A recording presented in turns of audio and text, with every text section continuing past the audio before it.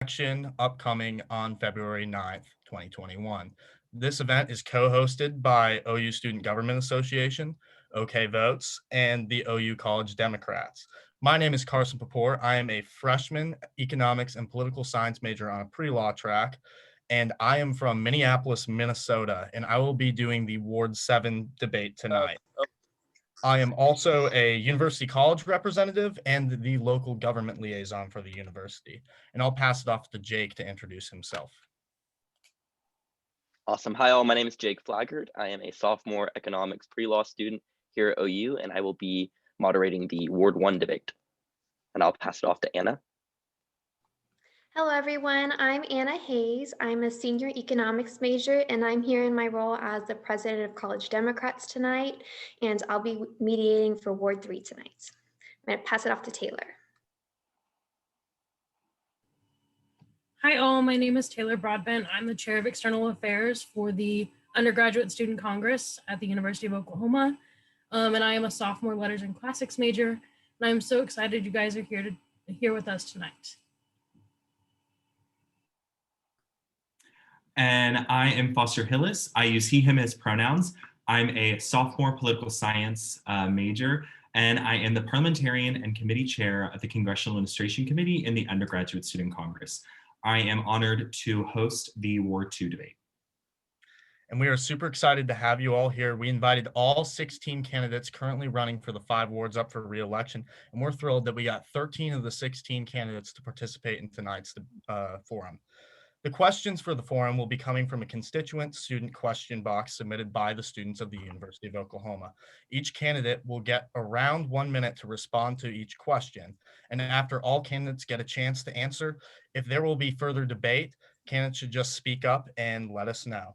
At 25 minutes of debate time, we will cut off the debate in order to move to another ward. If there's not a mediator or candidate in this call, please be muted and keep your camera off. I will pass it on to Jake to start the Ward 1 debate. Thank you. Awesome. Let's do this thing. Hi, once again, my name is Jake Flaggart. I'll be moderating the Ward 1 debate or forum between Mr. Chris Lewis and Miss Brandy Studley. We're going to start with ladies first. Miss Studley, we'll start with you. You'll have a minute to respond to the question, and then we'll go with Mr. Lewis, and we'll alternate after that. We will try to keep our answers to 1 minute. If it goes a little bit further than that, it's okay to finish up your thought. If we go too much longer, I'll try to wrap it up. And then if you really go on, we'll end up muting our mics, but I don't think that's going to happen. And so let's get started. All right. Ms. Studley, what is your background in the city of Norman? Oh, politically or? Just tell us a little bit about yourself and your history here in the city. Okay. So I went to school here since kindergarten through high school. I graduated high school from Norman High in '96. I have managed dental practices here in Norman. I've attended a lot of protests around Norman. I was part of the 5 a.m. City Hall speakers, let's say, that night. So yeah, I feed the homeless around the city every night, Monday through Friday. I drop off about 30 meals. And I have a lot of volunteers that help. I started a league called Social and Justice League of Norman. And we just do a lot of great community work. We have a couple of branches off from that. One's called the Garden League, and one is called the Community Cleanup League. One is to help, obviously, the Garden League is to help with food and help people who are food insecure right now, especially in COVID. And then the other one is just to help pick up trash and stuff around town, because we do know that there is a homelessness issue, and we're here to help any way that we can. Awesome, thank you. Mr. Lewis, same question to you. What is your background, a little bit of personal history with the city of Norman? Thank you, Jake. I appreciate your question. I came to Norman, 100 years ago almost, it seems, as a freshman at the University of Oklahoma. I loved Norman so much, I decided to stay here, and this become my home. From that time forward, I have gladly been a Sooner, a graduate of the university, an alumni, as well as a ongoing and continuous donor for well over 30 years. That's in as far as giving back to our city and our civic community.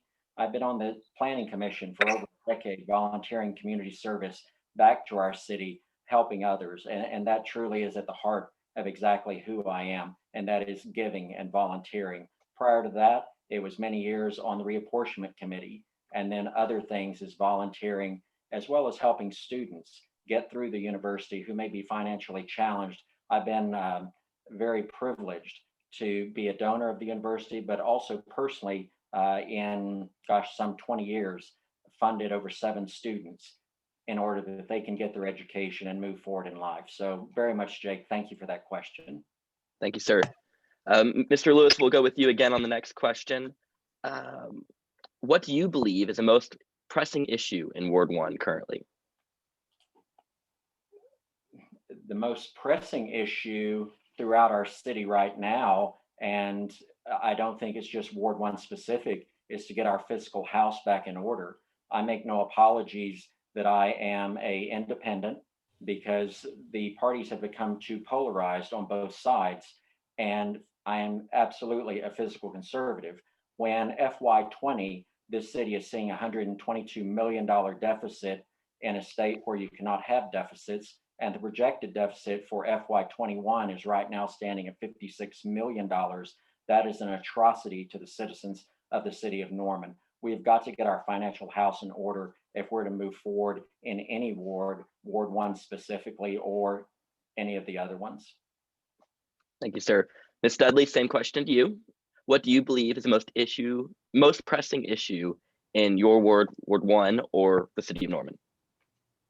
So for Ward 1 specifically, I know with Smart Saver closing, it's become a bit of a food desert over here. You have the Dollar General, but that's very limited in the food that provides for the residents. There's a lot of people in Ward 1 that don't have cars, and so they walk to that store. And unfortunately, we don't have the bus system to get them there either. So we really need to work on either trying to get some additional bus stops, especially back in Oakhurst, back by Turnberry area, because those people right now have to literally walk over a mile just to get food, or to get to even a bus stop to get food.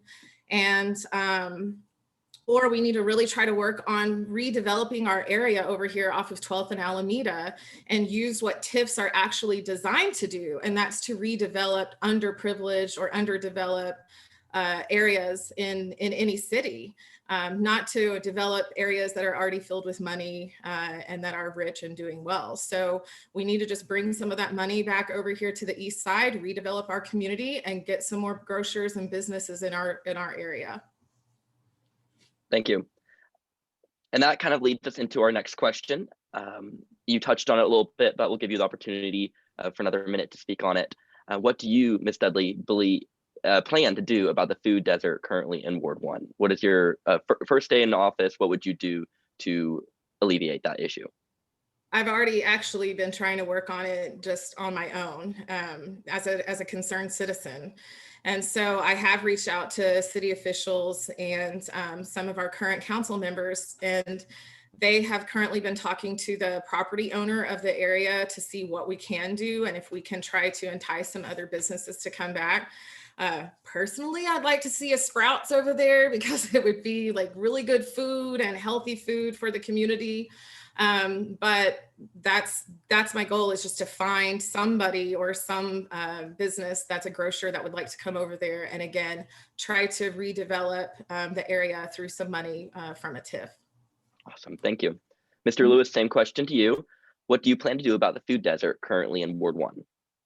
That's granted, there is a food desert in Ward 1. The closest grocery, if you will, is a Walmart Neighborhood Market or the Sprouts. That's being on the planning commission. Revitalization of any area is the basis of bringing new residents into the area. That's one of the ways that we do that, is make it attractive to investors to come onto this side of Norman. In order to bring investors, you have to have people that are willing to shop. The challenge is that you have several individuals and organizations such as Walmart that are extremely competitive. And let's be quite honest, the store that was there previously was not competitive in prices when you're paying 20 and 30% more than what you can get it for just 2 miles down the street. So again, it would be someone who is most likely a chain willing to revitalize that entire shopping center and then also have competitive prices so people are willing to shop there every day as opposed to going somewhere else. Awesome. Thank you, sir. The next question for Mr. Lewis, we will go with, how do you plan on supporting small business during this period of hardship? So small businesses during COVID right now have sustained a years long of some of the most trying times that this country has seen in well over 100 years.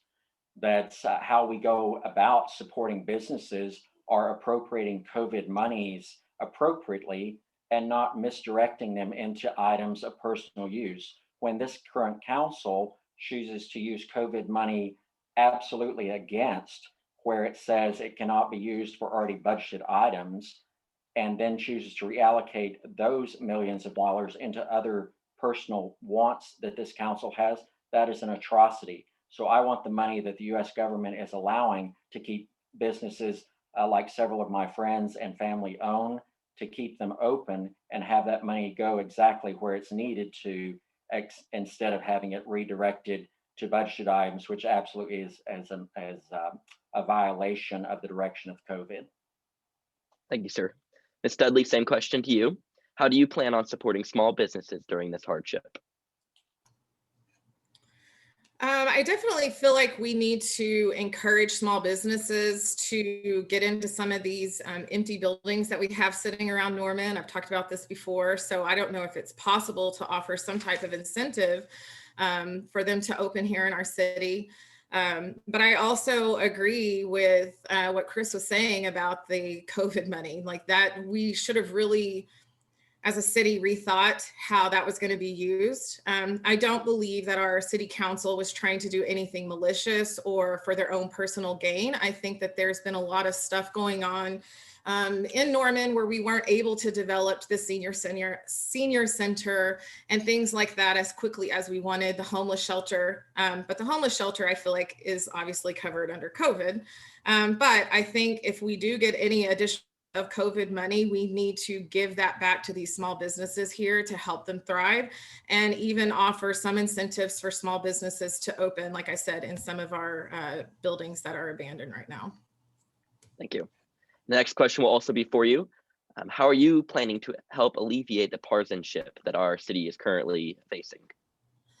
I think right now with Social Injustice League, what I'm trying to encourage and foster is just community and pitching in and putting aside any type of political parties. That's not what we're here for. We all, I feed people from all over. I have had people that were part of Unite Norman protests and that were petitioned out with petitions. So there was a lady that her mother had cancer and she needed some help, and I brought her some food. So I don't care about any of that stuff. And at the end of the day, none of us should. We need to work together to help our neighbor, help our community.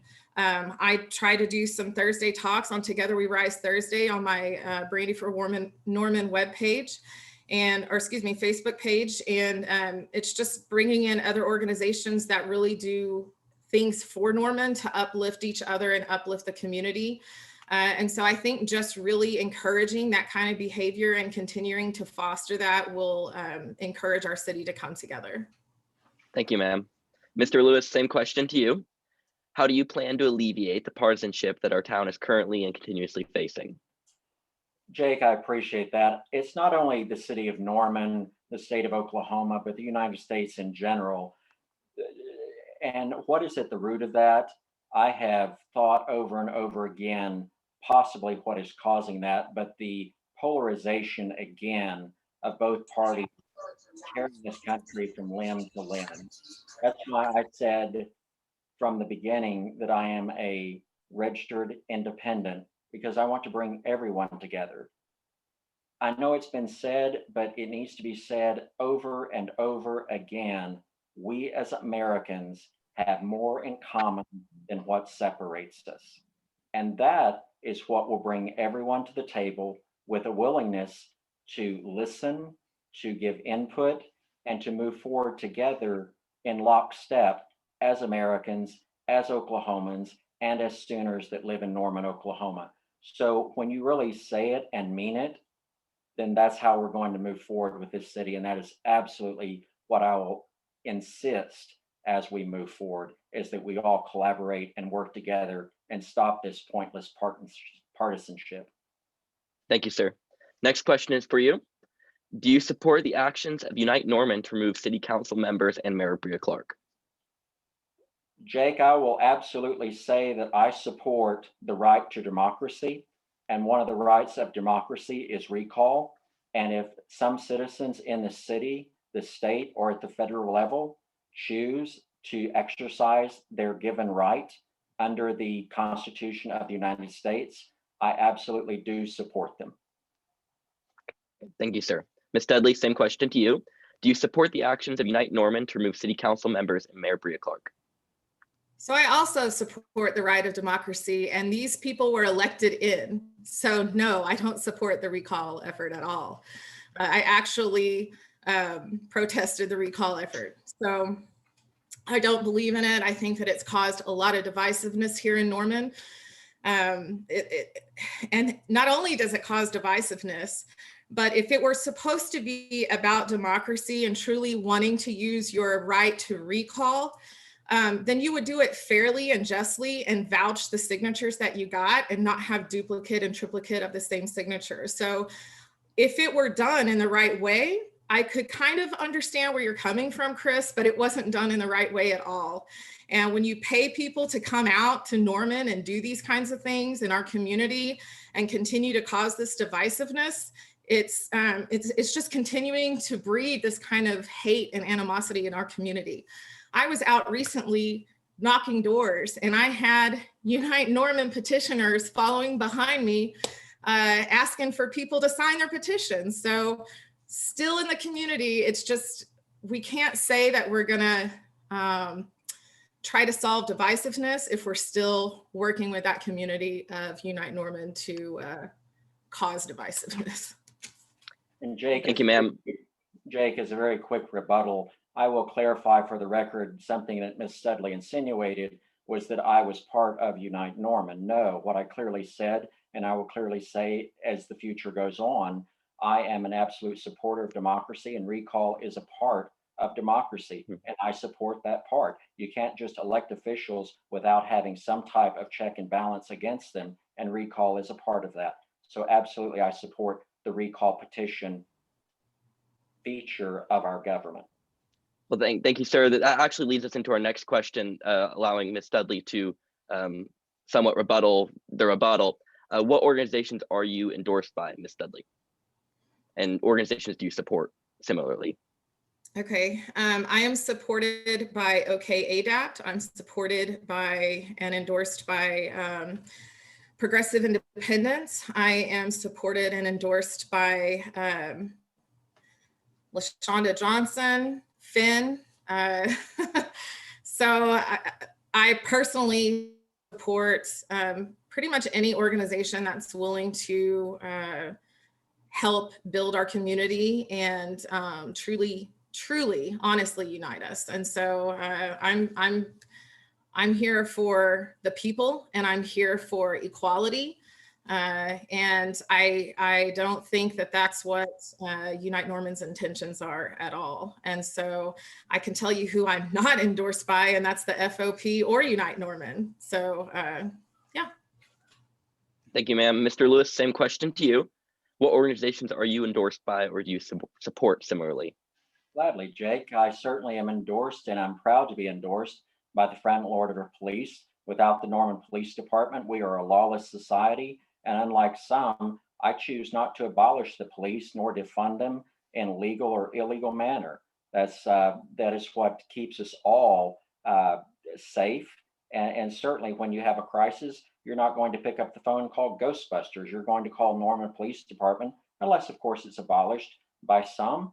And that is who is going to protect us and allow sales tax in new business investment to come into this city. So I'm gladly endorsed by the FOP. The Unite Norman has chosen to endorse me. I have no choice but to accept that. I've been endorsed by numerous business organizations as well as business individuals around this city because of my over decade of service on the Planning Commission to the city. They see someone who is a moderate, who certainly is methodical in the thought process moving forward, and not someone who is going to have a knee-jerk reaction moving forward. So everyone that has chosen to endorse me, whether publicly or privately, including former mayors and government officials of this city, I appreciate that and I applaud that. And I will take endorsements from both sides, both liberal and conservative. Thank you, sir. Mr. Lewis, next question is also for you. You touched on this briefly in your response. Do you believe in increasing, decreasing, or maintaining the police budget? Would you like to talk about that for a minute? I absolutely believe in returning the police budget to what it was, as well as reinstating the over $300,000 in forfeiture and seizure money that was originally allocated by this city. That money is specifically under state statutes to reside in the police department itself. When we have men and women who are putting their lives on the line to protect you and I and everyone in this forum, as well as those that aren't in this forum, and the atrocity is that they now currently have Kevlar vests that are out of date where bullets could easily go through them, when their lives are being put in jeopardy because of the irresponsibility and recklessness of this current council, that is infuriating to say the least. Thank you, sir. Ms. Studley, same question to you. Do you believe in increasing, decreasing, or maintaining the police budget? Would you like to talk about that for a minute? Yeah, so I absolutely believe in decreasing the police budget. We have got to reimagine what policing looks like in this country. The world is stepping up and saying the same thing. Our nation is in a crisis right now, and there's a lot of different solutions out there, but yet we still have people continuing to close their eyes and not see what's really going on. We all know that the police department in our nation was founded on racism and slave catchers, and it really hasn't gotten a whole lot better. We have got to reimagine what policing looks like. We've got to start holding police accountable that are bad cops. And I don't say that all cops are bad. I 100% understand the need for having police to solve real crime, but to go out on a mental health call or for a homeless person because someone's offended that a homeless person is in the area, that's a waste of our tax dollars and our resources. If you look at programs like Cahoots in Oregon, in Eugene, Oregon, they have saved quite a bit of money for their city for that. So I definitely suggest that you go check that out and look at that and look at just ways that we can reimagine what policing looks like. Thank you, ma'am. Next question is also for you. We've talked a little bit about what we believe the most pressing issue is facing Ward 1. Now we're going to talk about what issue you think will be most challenging if elected to city council and how you plan to tackle it. I think the budget is going to be a very challenging issue, and something that Chris and I can agree on is that we've got to tighten the purse strings of the city. Whether people want to hear that or not, it's just the truth and reality of the situation. We are coming out of a pandemic, and we need to be very financially conscious of what we're going to invest our money in and spend our money in here. And we need to consider needs versus wants, and really look at what's going to help our community in the long run and push us forward and get us through this hump of the pandemic. As I've said before, when the pandemic ends and once everyone gets vaccinated, we still are going to feel the residual effects from homelessness, from trying to figure out how to pay your bills, from, whatever the case may be. This is going to be a long-term thing that we're going to have to fight through together. So really working and looking at our budget together and making wiser decisions whenever we spend. Thank you, ma'am. Mr. Lewis, same question to you. What issue do you think will be most challenging if elected to city council, and how do you plan to tackle it? I do believe that getting back to fiscal responsibility will be one of the most challenges, as I stated before, when we already have incurred $122 million deficit in FY20 and 56 projected $million in FY21. We're about $175 million in the hole. And when you're looking at an overall budget of about $500 million for this city, that is a substantial amount to recoup back from. But I'll take it a step further. It's not just fiscal responsibility and balancing the budget. It's also, we have many projects that must be tackled moving forward. One of those primarily being stormwater, the stormwater master plan. But how do we do that, Jake? One of the ways we do that is reinvest in economic development, reinvest in bringing businesses, long-term sales tax revenue back to Norman. How do we do that? Certainly, that's working with the planning department, working with our codices and our ordinances to make it easier for businesses to develop in Norman when we're losing businesses every single day, it seems, to more Midwest City, Del City, and surrounding areas when those businesses rightfully should be in Norman. Thank you, sir. This will be our last question, and we'll start with Mr. Lewis. It's a fun one. What quality do you respect most about your opponent? I believe that Ms. Studley has a passion that she firmly believes in. One of my very good friends and mentors, George Henderson, had a quote that he once said, he believes in the hope of not only this generation, but the next generation and the next generation and the next generation. And I believe Ms. Studley's passion, while may not be directed exactly as I would have my passion directed and the help that I have given throughout the world in medical service, we do believe, and I think I can say this together, that we believe in the hope of the next generation to make us even better than we are today. I know over 50 years ago, when George, his wife Barbara, 7 children, and her mother moved to this city, it's not the city that we see today. It is much, much better. And I'm very proud to say that it is much better, because burning crosses in a yard and almost tormenting people just because you sold them a home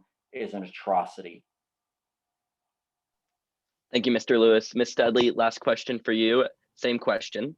What quality do you respect the most about your opponent?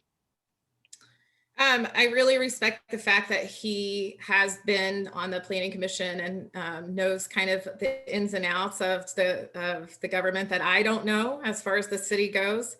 And I also do respect the fact that he does a lot of work with healthcare, because that's something that I've been in the last 15 years. And so we share that passion, and I just appreciate anyone that's in the healthcare field and trying to make people better and healthier.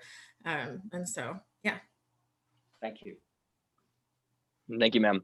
Well, I want to thank you both for a very cordial and very professional forum. I'm going to pass the mic off to Carson, and we will take a short break probably and get started with Ward 2. Thank you, guys. Thank you, Jake. Thank you, Ward 1 candidates. We will start Ward 2 at 7 p.m. Thank you for having us. We really appreciate it. Of course. Yes, very much so. Thank you.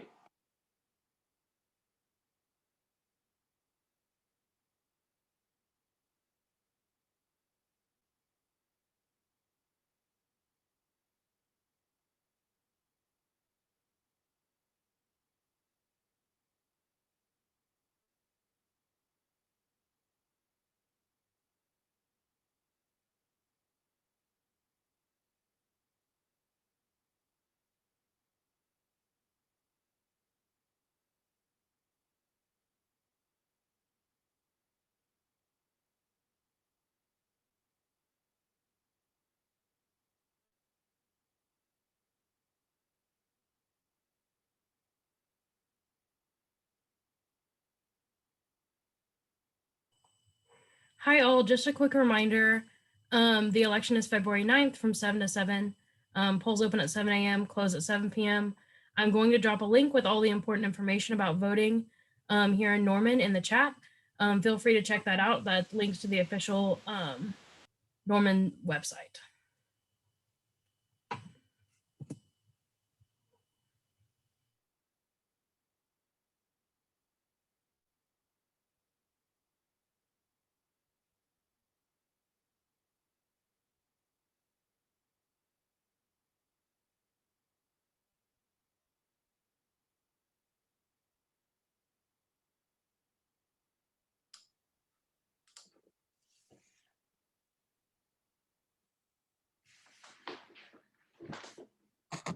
All right, it's 7 p.m., so I'm going to hand this off to Foster to start the Ward 2 debate. Hi, Foster. Hello, thank you for coming. Once again, everybody, my name is Foster Hillis, and I'm honored to moderate this debate. All of the following questions have been asked anonymously by students at the University of Oklahoma. As a reminder to the candidates, please keep your answers to around 1 minute. To help both you and everybody watching, I will be sending the questions at the same time that I say them in the chat. Just for everybody's reference, Ward 2 spans all the way from the golf course by the airport and from the highway over to Boyd Street. So starting off, and just so you know, I have a multitude of questions over a bunch of different topics, so they won't be following any kind of specific outline, but most importantly, with over 10,000 residents in each ward, with a countless number of personal experiences, struggles, and lifestyles, what do you believe, Mr. McGarry, that is the most pressing issue in the ward? Well, I mean, thanks, Foster. I appreciate the opportunity to be here. I think the most pressing issue in the ward, well, first of all, I mean, I wanted to say what I think the strength of Ward 2 is, and the strength of Ward 2 is its diversity, is the fact that it has one of the largest commercial and residential footprints in the city of Norman. And it's one of the gateways to Norman, especially because it sits right there off of 35. At the same time, I think that one of the greatest challenges facing Norman is facing Ward 2, is also that facing all of Norman, which is going to be our economic recovery. And I think one of the ways that we can do that, I mean, coming out of COVID, one of the ways that we can do that is by investing in local organic businesses and by reinvesting in our commercial areas, such as, for example, the Lindsay Corridor, along with Campus Corner, as well as Main Street, which was already coming back before COVID, as well as other areas. I think reinvesting in infrastructure, using TIF money correctly for infrastructure development, as opposed to, say, chasing retail, that will be key to furthering and advancing our recovery coming out of COVID in this the first half of this year and into next. Great, thank you. And it looks like John was able to join. Thank you, Mr. Argo, for being here. I'll pose the same question over to you. With over 10,000 residents in each ward with a countless amount of personal experiences, struggles, and lifestyles, what do you believe is the most pressing issue in your ward? In Ward 2? Yes. The most pressing issue we've got is getting our businesses back to where they are. It'll help the residents and the students, and I mean the whole thing fits together. If you don't have it working together, it's not going to work. That when my kids were at OU, they worked in the restaurants and did whatever, and then they did internships with the businesses and stuff like that to help pay their way through OU. So you need the different aspects of the whole community pulling together there. Thank you. And you both touched on how important businesses are. So the next question will kind of overline that. So the COVID-19 pandemic has waged havoc in everybody's lives across the world, especially hard hit our local businesses. How do you plan on supporting small businesses in Ward 2 during this period of hardship? And we will go to Mr. Argo first. Well, first, I mean, they're doing some of the grants and that'll help, but I think we need to sit down individually with each business and say, I'd like to see them have specials on their slow days and then send it out on Facebook and do whatever to where, hey, so-and-so has this special on this day and everybody help, whether they have to go get it there or whether you can go inside and eat it or whatever, just whatever you can do to help that business on that day.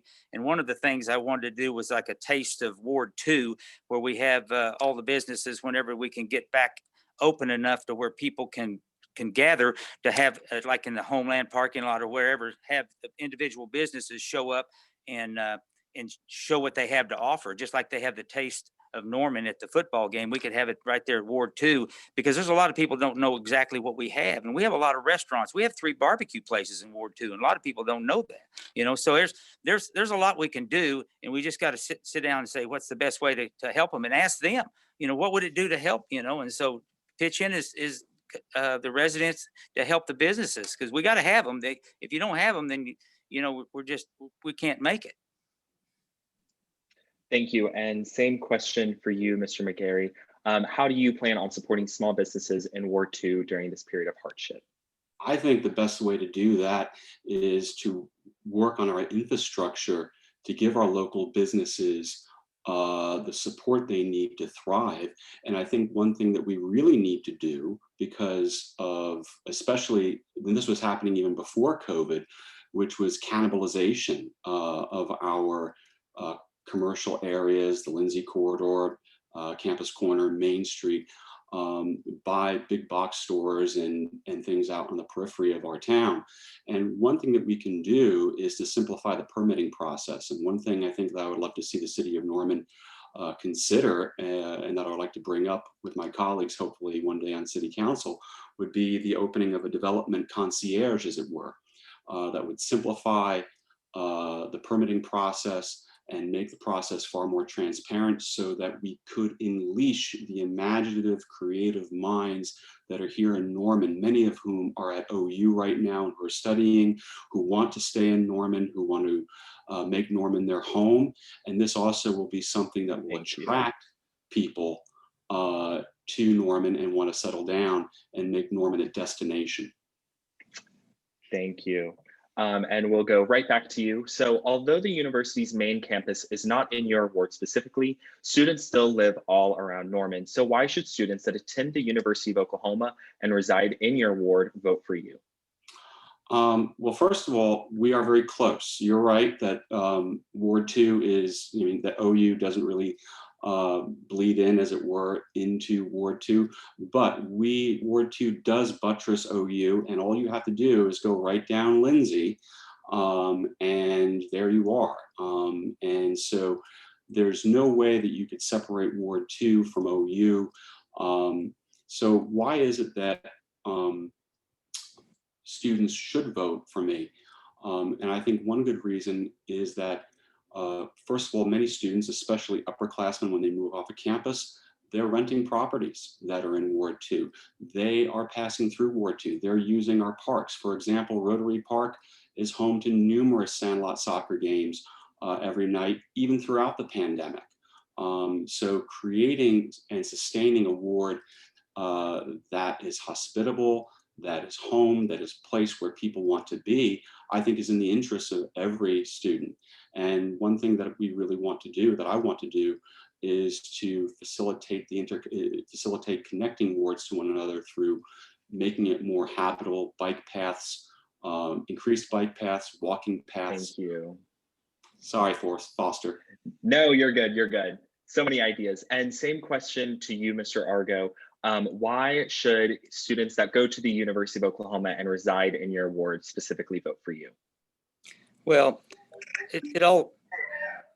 what I have to bring to the table is I grew up in Norman, my entire life. And so what I have to offer is, for the last 50 years, I've done this metalwork business here in Norman, where I've worked on anything and everything. And I've helped student housing at OU, keeping it safe, and doing a lot of fire escapes and different handrails and stuff to help the housing. So I know that market, and I've worked with a lot of contractors. I've opened businesses up and down the Lindsay Corridor and all over Norman. So my thing would be a friend on the council that could help bring everything together, bring the construction industry and the building industry and the restaurants, all of it together to make it a better place. Because when you're at OU, I went to OU, my dad went to OU, my wife went to OU, my 3 kids went to OU. So I know what it's like and the struggles you have.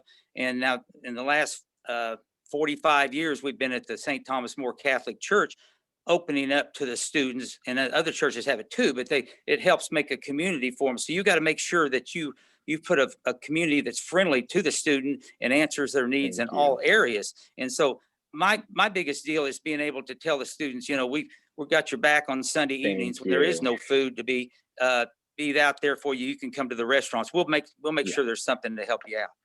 Thank you. Moving back to COVID. So with the COVID-19 pandemic coming up on its 1-year anniversary of its first infection in the United States, and the numbers of COVID-19 cases in Oklahoma still at alarming rates, will you support propositions to continue masking efforts by the current city council? And that goes to you, Mr. Argo, first. Yeah, the masking deals, we need to keep the restaurants safe. So I mean, we'll mask whatever we need to keep them safe, but we also need to recognize what they've done. You can't ask them to do one thing and then say, hey, now then you got to do something. We got to get a finalized deal and try to help keep them open, because once they're done, and so we'll end up with a bunch of boarded up places. So, but we have to be safe. I just got my COVID shot, and then I'm going to get another one. So I mean, and I've got friends on oxygen. I had friends pass away. So I mean, this is a serious problem, but we need to, and I wear my mask all the time when I'm out in the public and stuff like that, but I'm in my house, I don't wear it, so I mean, you got to be smart, you got to be safe, and I traveled a bunch last year, so you just have to be safe when you're and use common sense and just do the best you can. If you don't, then we've got problems. Thank you. And same question to you, Mr. McGarry. Will you support propositions to continue masking efforts by the current city council? I support City Council 100% on this matter. I believe that if we are going to keep our businesses open, we need to do so safely. And the only way we can do that, the one thing that is in our control, is to mask. And that is the best thing. Absent a hard lockdown, which we basically decided as a country that we weren't going to do, absent that, to sort of put an end to the virus and to help trace it and whatnot, the best thing that we can do right now is to mask. That enables us to keep businesses open, to do so safely. So on that matter, yes, I support City Council 100%, and it's the best way that we can keep our loads down in our healthcare facilities to protect our healthcare workers and their families and our community writ large. Thank you. Moving from COVID-19 to diversity, equity, and inclusion. So with the city announcing its first Chief Diversity and Equity Officer earlier this month, how can you and the rest of City Council help diversity, equity, and inclusion efforts in and around the city? You first, Mr. McGarry. Thanks. I think one way that we can do that is to going forward on the new range of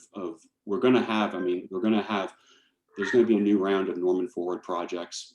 And I think one of the best ways that we can address diversity, to build a more inclusive, diverse community here in Norman, is to get a better sense of what all members of our community need and desire that will help make their lives better. And I think Norman Forward represents a great quality of life initiative that we can reinvest in, that we can double down in, to keep making Norman a diverse and habitable community. And we should think about inclusivity and diversity first and foremost as we think of the next round of Norman Forward projects. Thank you, and same to you, Mr. Argo.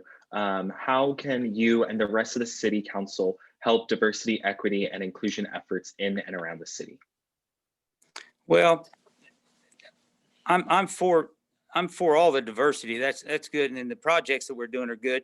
But I'm seeing a lot of what's really troubling me right now, whether you're in council or not, is seeing that a lot of businesses are being targeted for people that don't like the business owner because of their political views.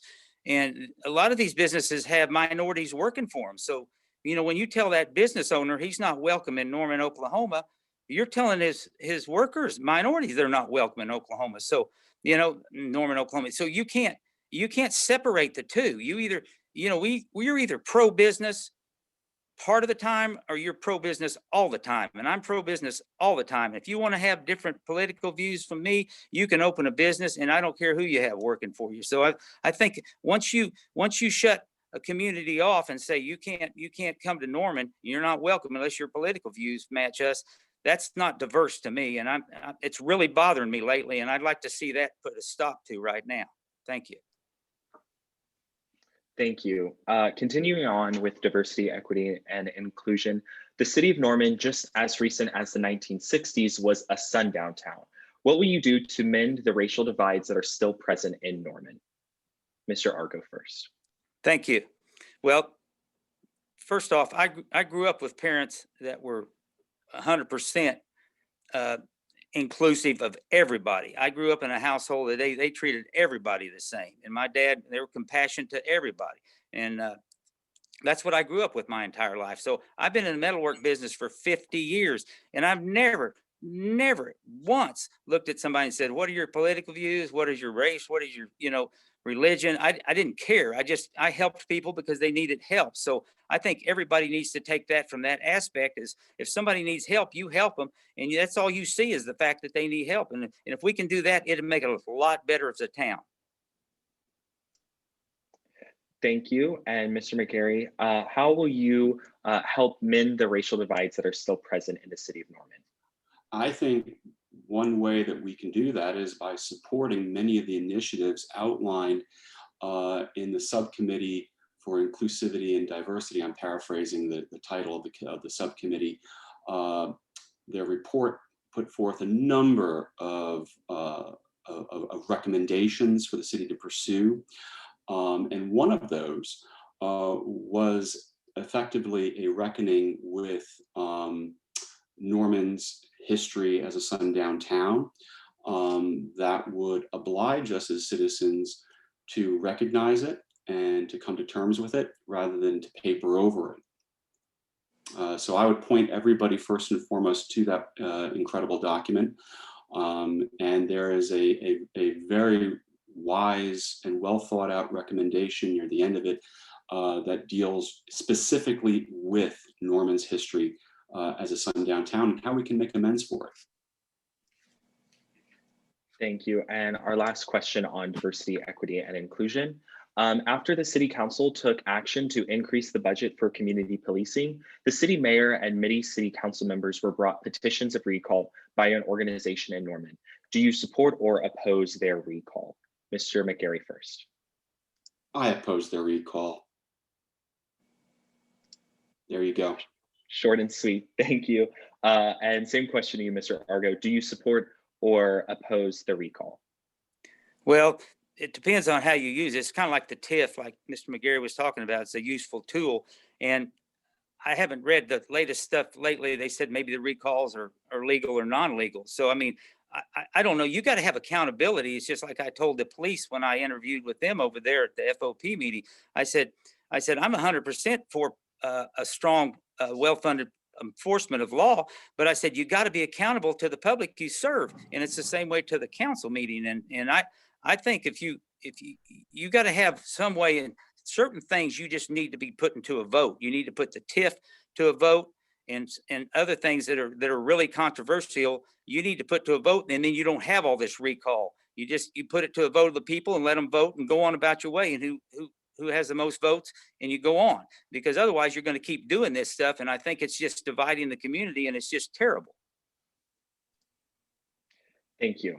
Moving on to infrastructure, Norman has a legacy of having bad stormwater management due to our outdated and in some areas non-existent stormwater drainage and dilapidated infrastructure.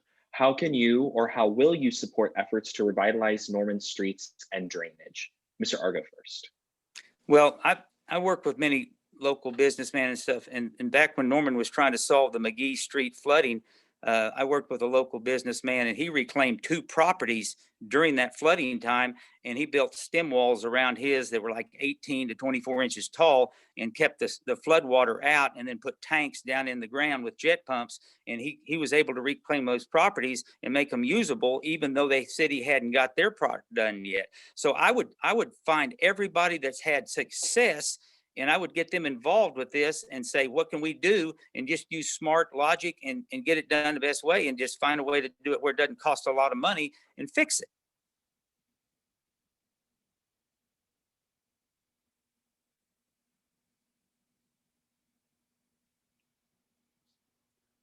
Foster? Sorry, I think my Zoom cut out there just at the end. Same question to you. Um, yeah, I think stormwater is a huge problem that Norman faces.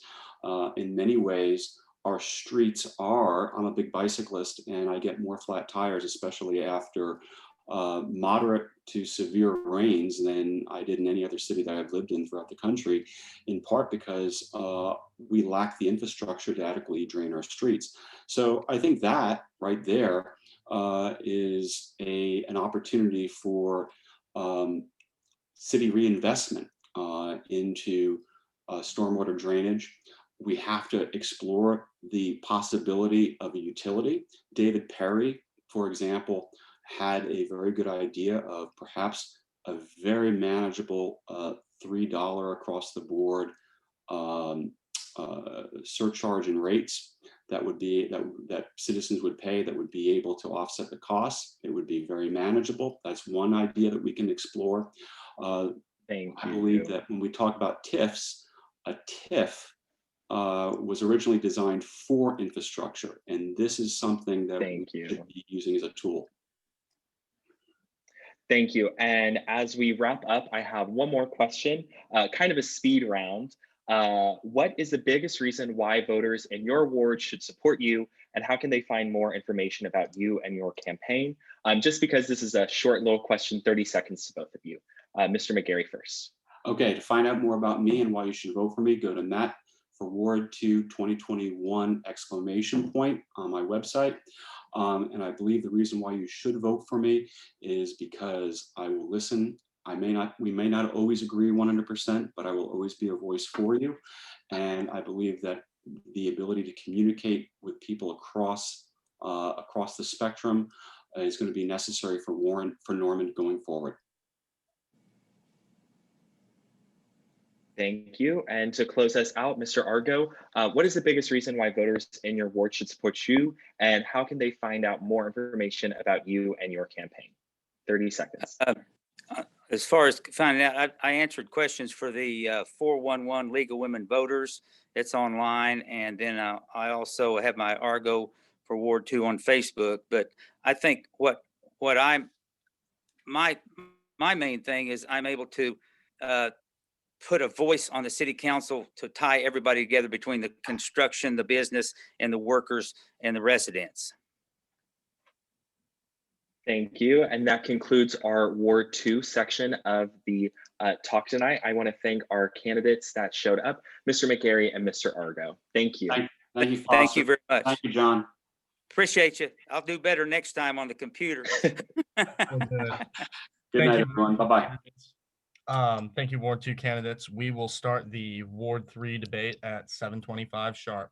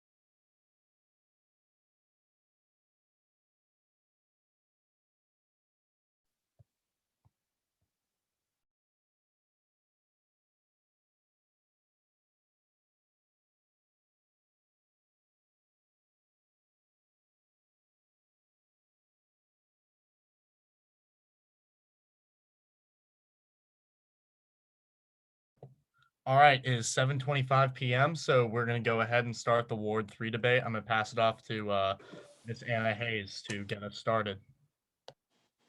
Thank you, Carson. So I'd like to welcome the candidates for Ward 3, Kelly Lynn, Sam Talley, and Councilmember Allison Petrone.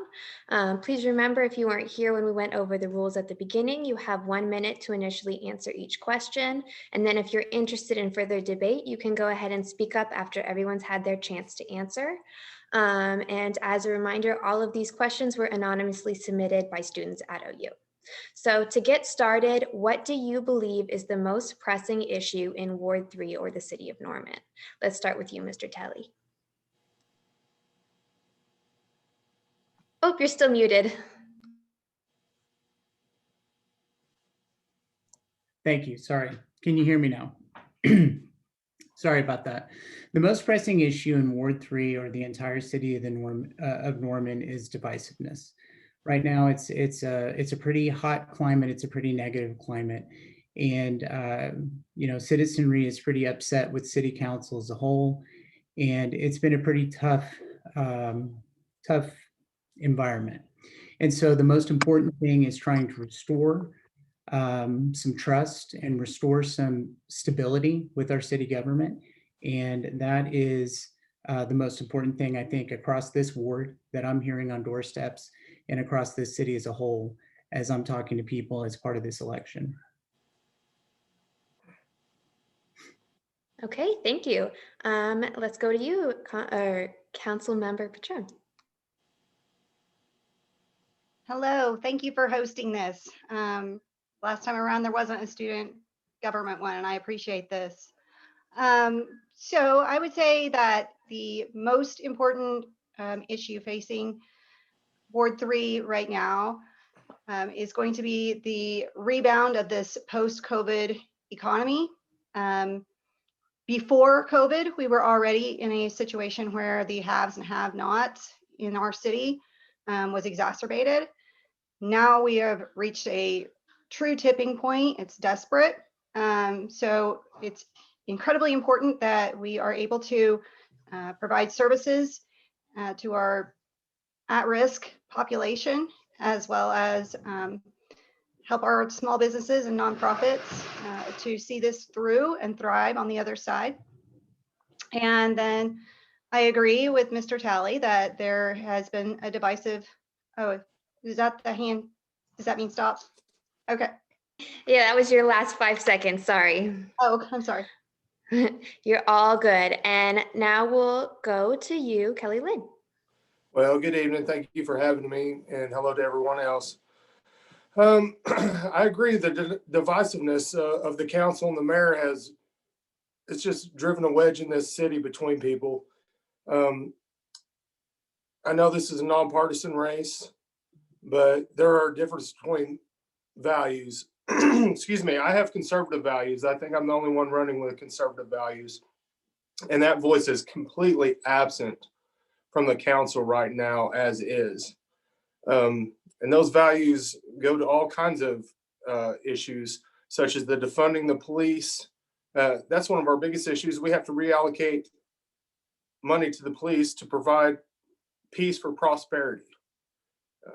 Just having these values in place is one of our biggest challenges. Okay, thank you very much. Our next question, why should students at the University of Oklahoma vote for you and your agenda? Let's start with you, Kelly Lynn. Once again, like I said, I have conservative values. I bring unique experience to this arena that is lacking from some of my opponents. Miss Petrone has been on the city council and has run a city. I ran a city in Afghanistan with 6 fellow soldiers that I supervised. We were in charge of billions of dollars worth of contracts, running a city from all the life support issues, from roads and facilities, water, sewage, electricity, waste, and sanitation, everything you can think of. So I bring experience from this, from a much higher level, and probably a bigger pot to draw from. Supervised the contract personnel of 400 people, another 80 local nationals. So besides my conservative values that I bring the experience. Okay, thank you very much. Sam Talley, let's go to you. So my answer would be for students at the University of Oklahoma, results and growth. And growth means development and redevelopment to make this environment and make this community more habitable, more enjoyable. And when it comes to how we're going to do that and how we're going to get there, we're going to have results. I think we're having a hard time in the city right now with results. That are bringing together the population. The decisions that are being made right now or in the recent past are creating that divisiveness. I don't agree with Mr. Lynn that it takes only conservative voices. It takes a conservative approach. It takes a balanced approach to achieve results. And I'm concerned about the ability of things to actually improve unless we get somebody in there that is going to be positive, that is going to reach across both aisles, that is going to embrace Democrats and Republicans, conservatives, liberals, everyone in this city to try to bring it together.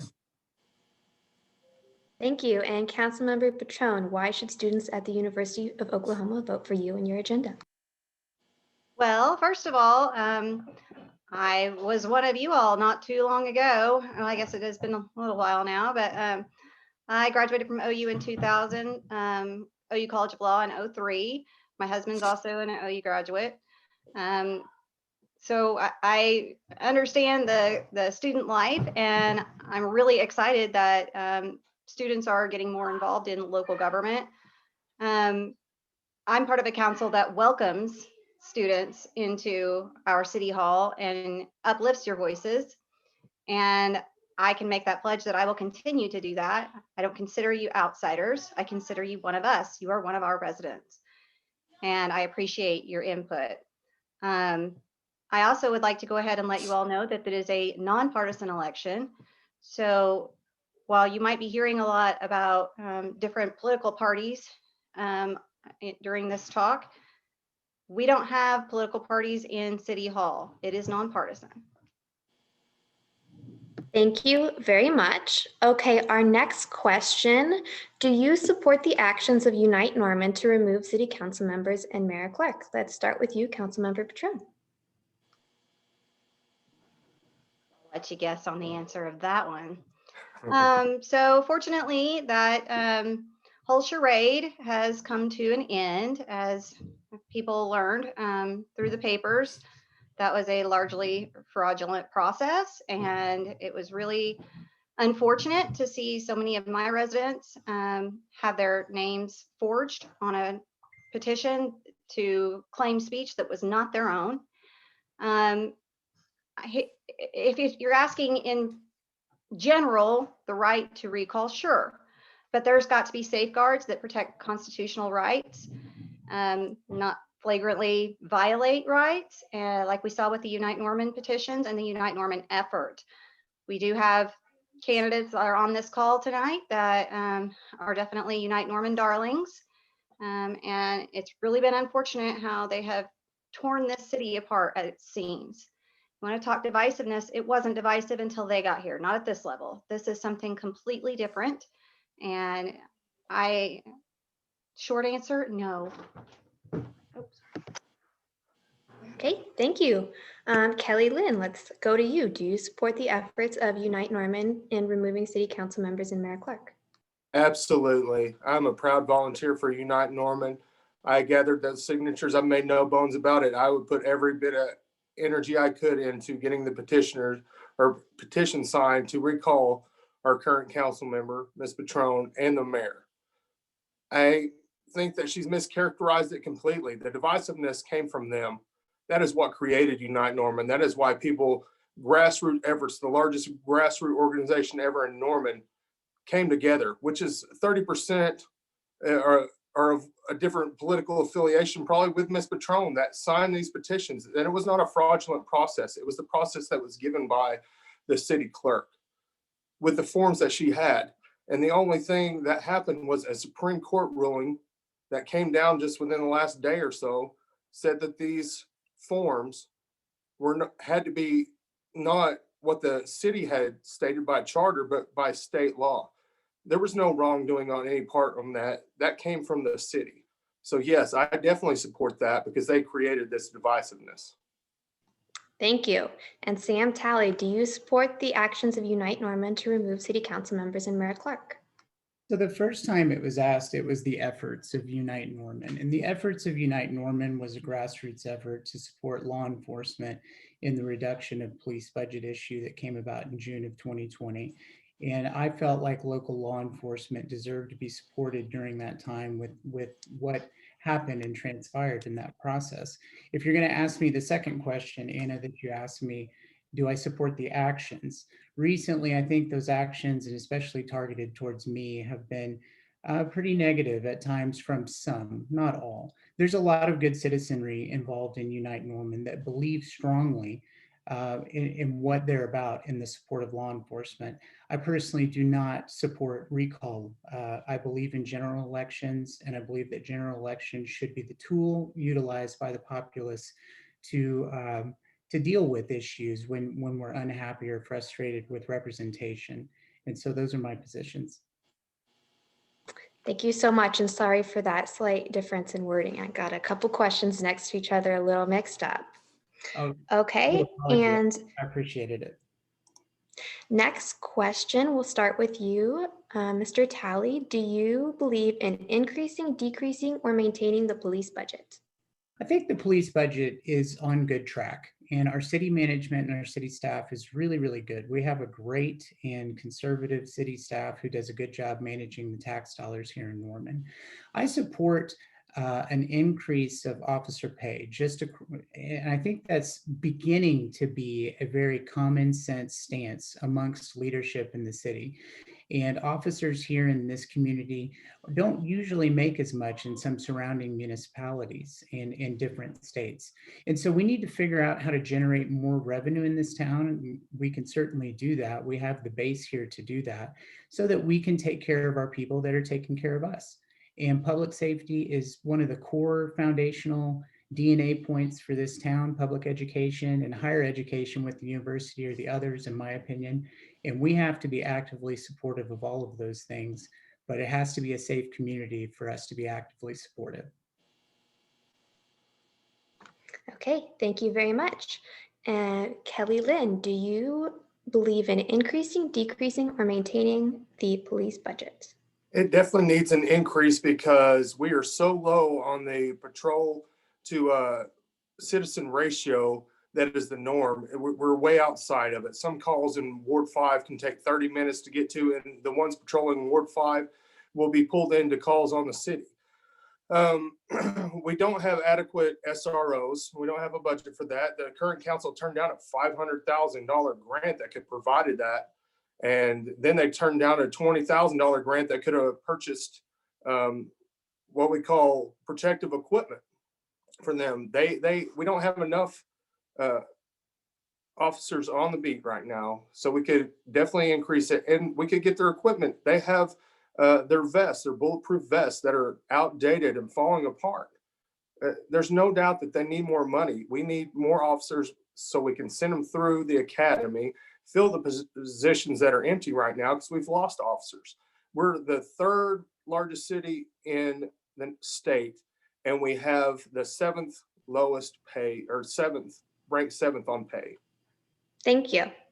Okay, Councilmember Patron, do you believe in increasing, decreasing, or maintaining the police budget? I believe in asking the voters because ultimately this is their money. The PSST is upside down. It has been for a long time. The future of it isn't going to get any better because it's based off of the sales tax rate.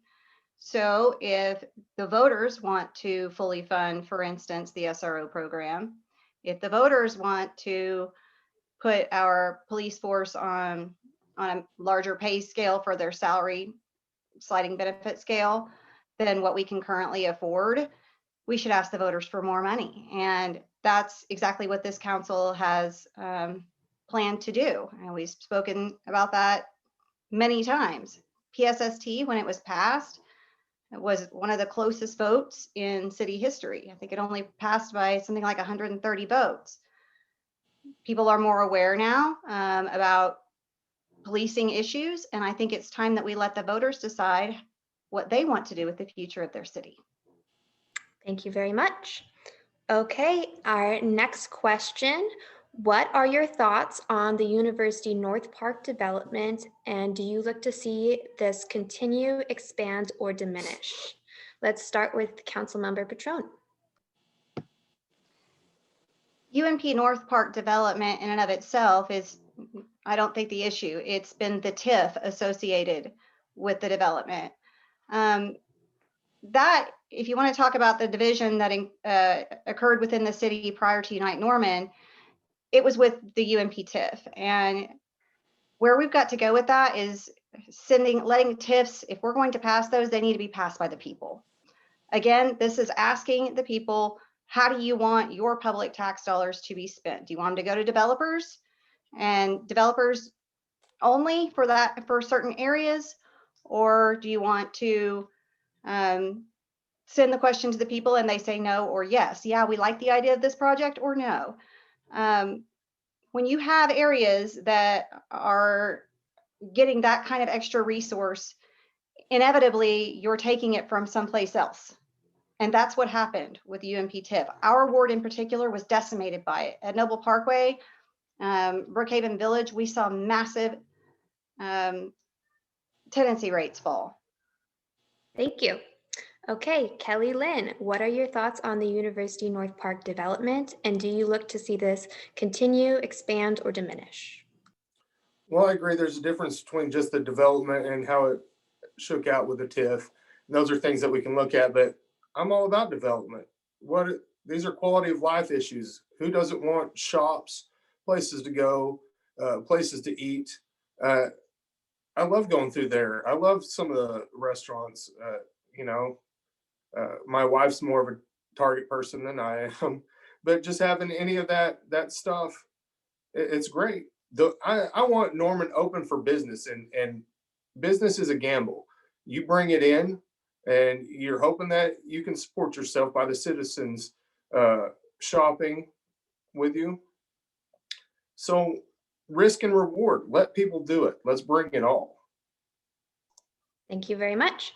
Okay, Sam Talley, what are your thoughts on the University North Park development, and do you look to continue, expand, or diminish? So the development is going to continue to expand. It's reality. It's going to continue to develop, and people are going to continue to be drawn there because of the anchors that are there. What we're talking about as city officials potentially is how we use city resources in city votes to further enhance that development.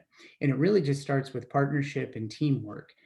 Tax increment financing is a tool vested with the council, and the public doesn't need to vote if there is trust within the council.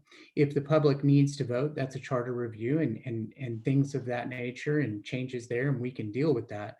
But the reality is it's going to continue to develop. Norman's going to continue to grow. How are we going to grow? Who is going to actually get results? Who is going to put connection and networking together to make sure that the city is hitting its maximum potential and the University North Park is hitting its maximum potential? And who can be trusted to be equality based on all the development in Norman and redevelopment? Thank you very much. And we just have a couple minutes left. So this last question is going to be a bit of a speed round. Could you please tell us what the biggest reason that voters in Ward 3 should vote for you is, and how they can find more information about your campaign? Let's start with Sam Talley. Well, thank you again for having me. I really appreciate the opportunity to be here. The biggest reason to vote for me is experience, accountability. I have reputation in this community that I believe is positive. I stand behind it. I'm someone that can communicate well and listen well. I'm a good decision maker, and I look to everyone. I want to serve all. I don't want to serve just a base or a support group. I see the city as a big group, and I've lived in 7 of the 8 wards. I was born and raised here, went to school here, and went to OU here. My website is tallyward3.com. We're very active on Facebook. We have a town hall this Sunday, my wife and I do. For anybody interested, it'll be on our Facebook Live. And I'm always open to answer any questions or any phone calls. My cell phone is 830-2652, and that's area code 405. Thanks again for having me. I appreciate it. Very much. Okay, Kelly Lynn, what is the biggest reason that voters in Ward 3 should vote for you, and how can they find out more information about your campaign? I'm the only one with conservative values. I bring great experience. The only one that does not support defunding the police. That's giant in any capacity, anywhere. You can reach me at Kelly, Kelly, at kellylynfornorman.com. You can reach me on my phone number is 405-310-9451. Kelly Lynn for Norman Ward 3 on Facebook, and kellylynfornorman.com. You can check out my website. Thank you. Thank you very much. And lastly, Councilmember Patron, what is the biggest reason that voters in Ward 3 should vote for you, and how can they find more information about your campaign? Thank you once again for having us. For more information on my campaign, go to AlisonPetrone.com. So ALISONPETRONE. So the main reason right away is that we are in an emergency situation where there's just no on-the-job training time. Typically, it takes several months, if not your first year, before you understand intimately the machinations of this city and how it works. Right now, we don't have that kind of training time. So we have got to be able to take the ball and run, and that is incredibly important. So I would also say that it's incredibly important that people in this city and in our ward understand that they know they can go to their council member, no matter their wealth, their race, their able, whatever. I stand up for my people, and I listen to all voices, all of them. And I value each and every individual. Thank you very much. Thank you all again for being here and for telling us more about your campaign and for reminding students that they matter in local politics. Thank you all. Thank you. Have a good evening. Vote, students. Thank you, Ward 3 candidates. The Ward 5 debate is up next at 7:50. So we'll take a brief intermission.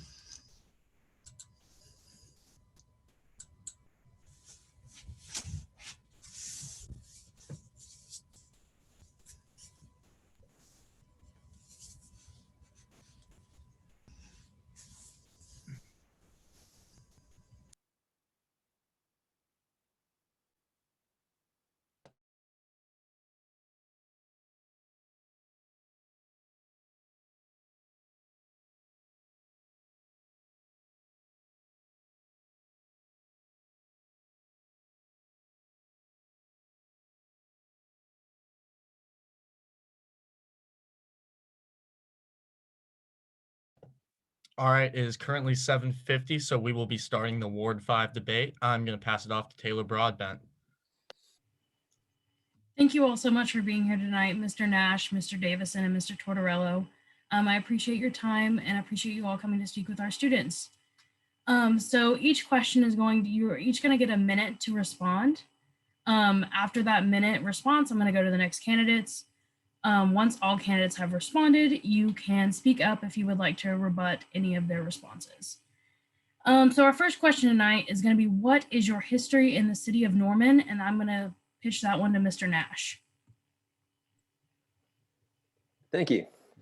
I'm the current sitting council member, Michael Nash, he, him, his, his preferred pronoun. I was born here. I joined the Marine Corps shortly after 9/11, spent 4 years in the Marine Corps infantry, came back. My spouse and I have 2 kids and 1 on the way. I attended OU for 11 years before finally graduating with my PhD in mechanical engineering with concentration in robotics and intelligent systems. And that about sums up my history here. Thank you. Thank you, Mr. Nash. Mr. Davison? Mr. Davison, you're muted still. Sorry. I've lived out here for over 30 years. I've started a couple of businesses here, right in Ward 5. I've operated a construction company for over 30 years here. I've got a wife and 4 kids and 3 awesome grandkids. So I live here, I work here. I'm a businessman, a father, and a grandfather. Thank you, Mr. Davison. Mr. Tortorello? Hey, thanks for having us. I'm a transplant. The military brought me here in 1993, stationed at Tinker Air Force Base and retired in 2004 or 2007 rather, and been living in Norman since 2004. I appeal disability claims for veterans. That's what I do full time. And I've got 2 daughters. I've got 2 grandchildren too as well. And I've been actively, pretty much active in my community since I've retired from the military. I've done the Citizens Emergency Response Training here in Norman and up in Little Axe, and been a member of the Cleveland County Medical Reserve Corps. So, I go around and we teach people how to be the first responders before we get there. And so I'm looking forward to staying active in this community. Thank you. Mr. Davison, I'm going to go to you next. What do you believe is the most pressing issue in Ward 5? In Ward 5, the most pressing issue, I believe, is police response times. Right now, when you're looking at 30, 40, 45-minute response times, it's like having no police coverage whatsoever. That's a number one issue. But also, emergency medical services, ambulance services, takes the same amount of time to get out of here. So it'd be nice to, remedy both of those. Yeah. Mr. Tortorello? Yeah, I spoke to hundreds of people in Ward 5, and public safety is a big issue. Safe drinking water is another issue too as well. But lately I've been having that conversation about the lack of civility here in Norman. The lack of decorum. It just seems like we can't get along. There's no middle ground or no common ground. Years before, Norman was a great town. It still was a great town to have diverse thoughts and opinion, and now it just seems like people are afraid to speak out. That also leads to the confidence that people have in the city council. If they fight with the citizens, and if the appearance looks like they don't care about what we think about here, that causes a lot of problems here. And it's unfortunate. The times are like this around the nation. But if we can work on just finding common ground, I think we can be an awesome city council for not just Ward 5, but the entire city of Norman. Thank you, Mr. Nash. Well, there's a number of issues that face Ward 5, specifically, be it police response times or water, stormwater issues, of course, and the divisiveness, which I think we should all re-embrace our compassion for one another and remember that we do all still care about one another even if we do have differing opinions. But considering the audience, I think we'll capitalize on the opportunity to jump on the our economic growth and recovery post-COVID. I think that the University of Oklahoma presents a unique opportunity to that we can capitalize on the intellectual capabilities that are coming out of the University of Oklahoma. I know that myself, when I graduated with my PhD, it was very difficult to find a job. In fact, I couldn't find a job here in Norman. Well, why don't we pair that with some of the hardworking people around town so that we can have some overlap in our entrepreneurial spirit and grow businesses? Thank you. Thank you. Our next question will be to Mr. Tortorello first. Do you believe that Norman has an equity issue? Why or why not? Are you talking about income equity or racial equity? What exactly are you talking about? We can start with income. Well, actually, let's go with income and racial equity. Do you believe that that is a problem here in Norman, Oklahoma? You know, being a father of 2 biracial daughters and 1 Jewish daughter, I don't see it. I mean, so I'm around and I'm about, and I do a lot of veteran work in the community, and doesn't matter what background you're from and or what political leanings you have. I just don't see it as a big problem or an issue, and it's still pretty sensitive to me because of my daughters, and I want them to grow up safe. And we often have these questions about you know, how people might view them because of how they look or because of their religion. I just have not seen it yet.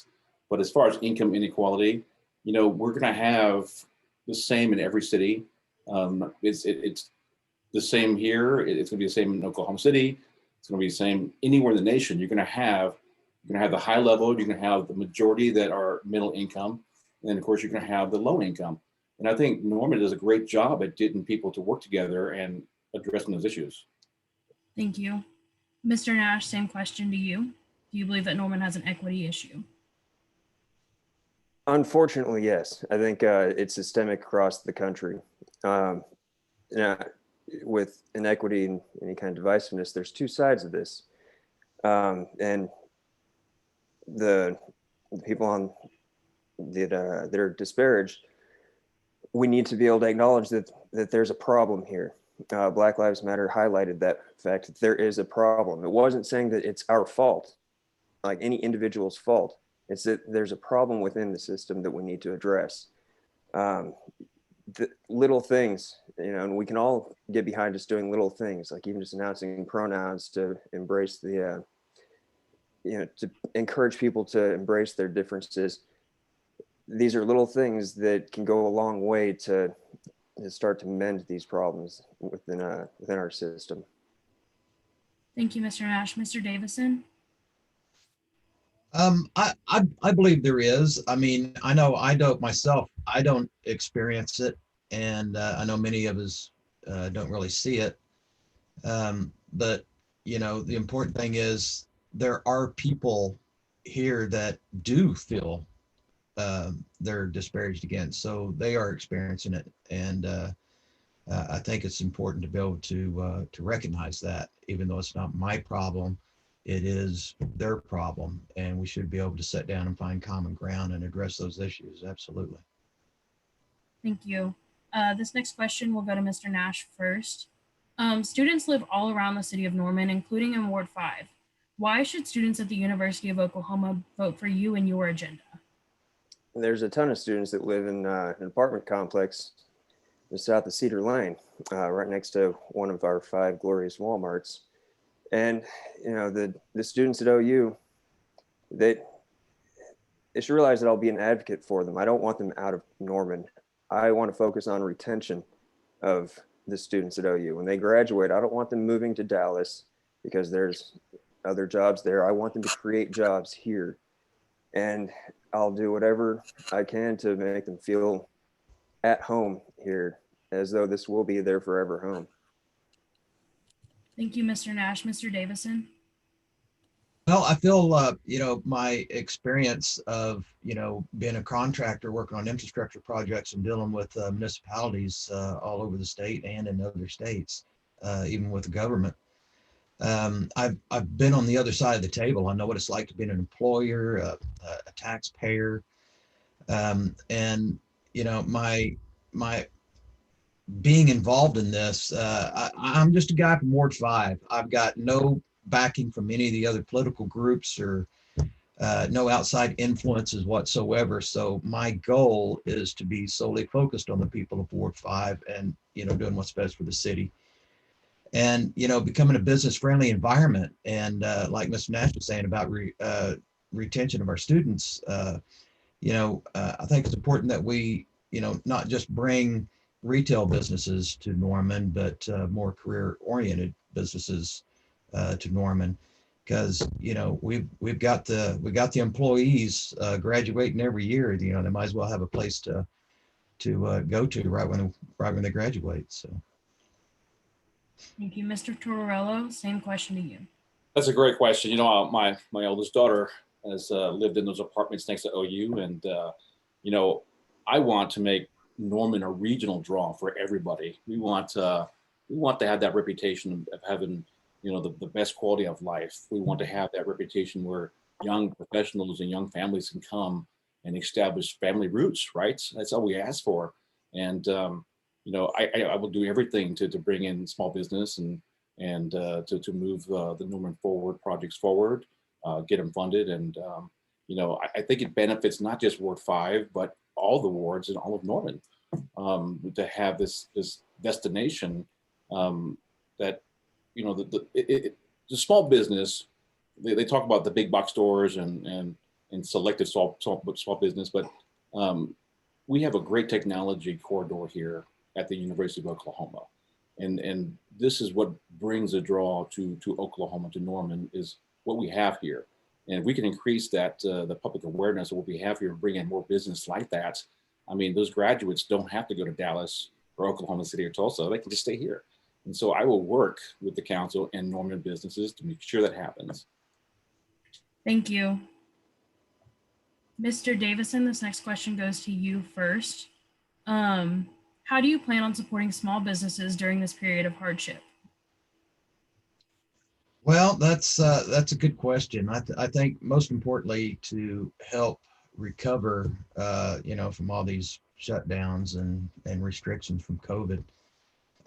To ensure that, you know, like the CARES Act money for one, make sure that that is dedicated to small businesses and their employees. Those are the ones that need it the most.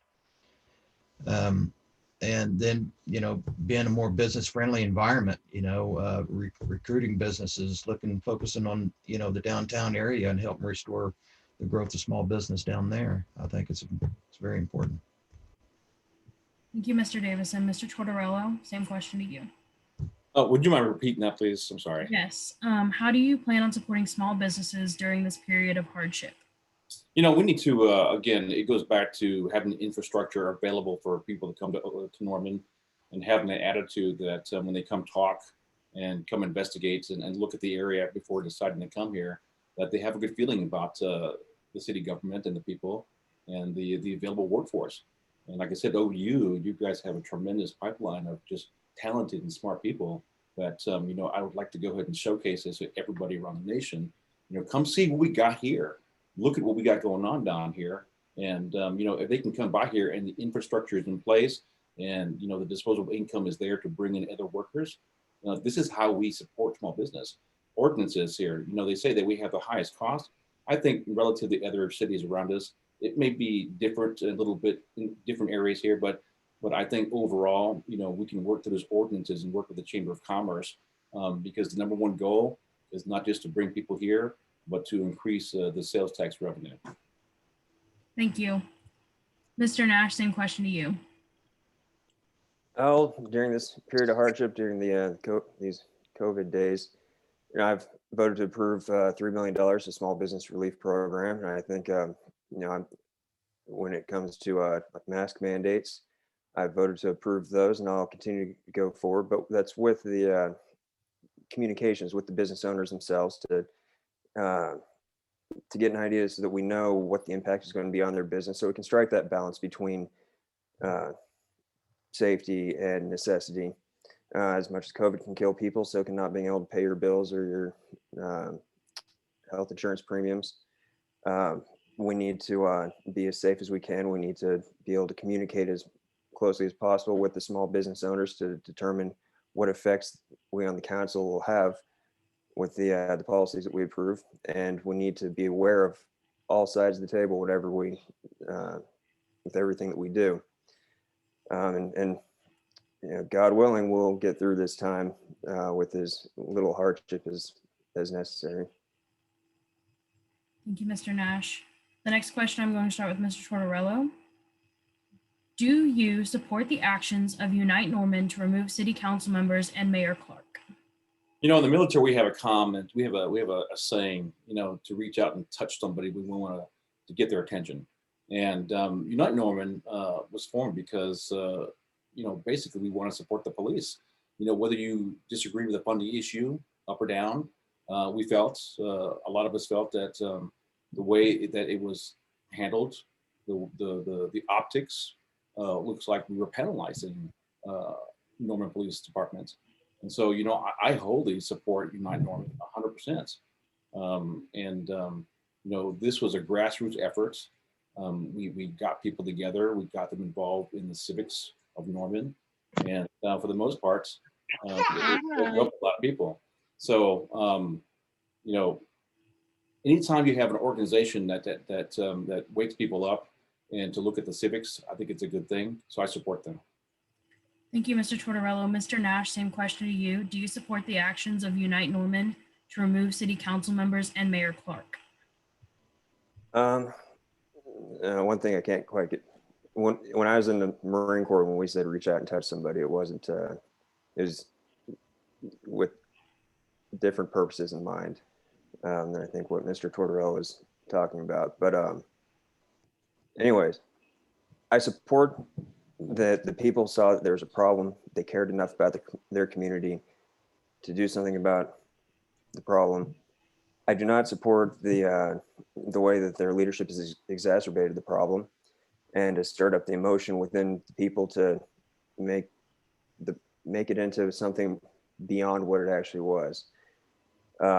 There's been a lot of misinformation they've perpetuated.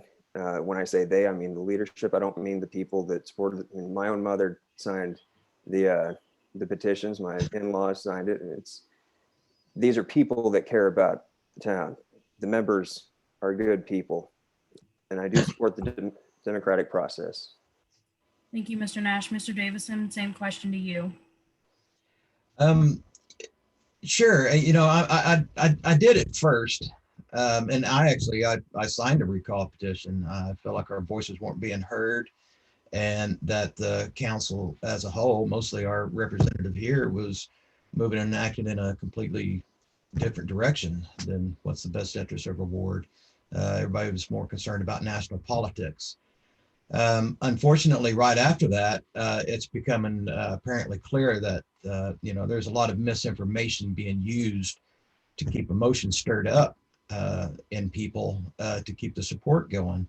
And I totally disagree with that. It's doing nothing but causing more division in our city. And I think, you know, the original intent got a lot of support, but then it quickly detracted and went a different direction. And it's time for them to step back and let that original intent take hold, give the seats back to the people and let their voices be heard. Thank you, Mr. Davison. Mr. Tortorello has asked for a rebuttal. I will give you 30 seconds. Yeah, so I want to go ahead and address the reach out and touch somebody after my 20 years of leadership in the military. It's an idea where, and I'm not putting down anybody in the city council, but if I was the mayor and if I had this many citizens with an issue, I would at least sit down and talk to them and say, hey, let's figure this out instead of ignoring us. So that's the term, reach out and touch somebody. I just wanted to clarify that. Thank you, Mr. Tortorello. You're welcome. Would either candidate like to rebuttal that comment? No. Thank you. We've talked a lot about differences tonight, but I would like to end on a good note and ask you, starting with Mr. Nash, what quality do you respect the most about your opponents? Well, all of them. I have great respect for their willingness to serve and to stick their hand in the fire, so to speak. Yeah, it's definitely been a crucible, and it takes guts. That there weren't a lot of people. There's out of the 20-something thousand in Ward 5, there were 4 that put their hats in the rings this time around, and I commend all of them for that effort.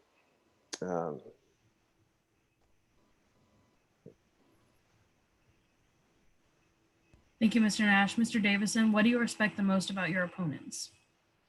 Well, first and foremost, I honor and I respect their military service, and I thank them for their service and their willingness to step up and serve, because it's tough. You stick your neck out and there's always somebody ready to chop at it. So I respect and I appreciate them willing to serve the people. Thank you, Mr. Davison. Mr. Tortorella? I have to thank Mr. Davison for that, because, and Mr. Nash too as well. I respect and appreciate his service. And, it does take guts and courage to raise your hand to do what we're doing. This is not an easy thing. I'm giving time up with my family, my 11-year-old, and I'm putting everything into something I believe in. And so are these fine gentlemen and the gentle lady. So, it's hard. Nobody, if this was easy, then everybody would do it every election year. But it does take courage. And I have to give it to these 2 gentlemen and the gentle lady that this is the courage that Norman is looking for. Citizens will raise their hands and say, "Hey, let me participate. Let me fight to represent you." So that's why I see it. That's my position. Thank you, Mr. Tortorello. I want to thank all 3 of you all, Mr. Nash, Mr. Davison, and Mr. Tortorello, for being here with us tonight. And with that, this is the end of the Ward 5 debate, and I'm going to return it to our moderator, Mr. Papour. Thank you, Ward 5 candidates. We will reconvene at 8:15 for the final debate, Ward 7. Thank you for having us.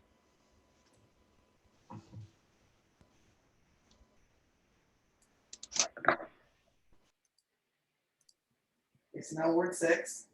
No, he's up.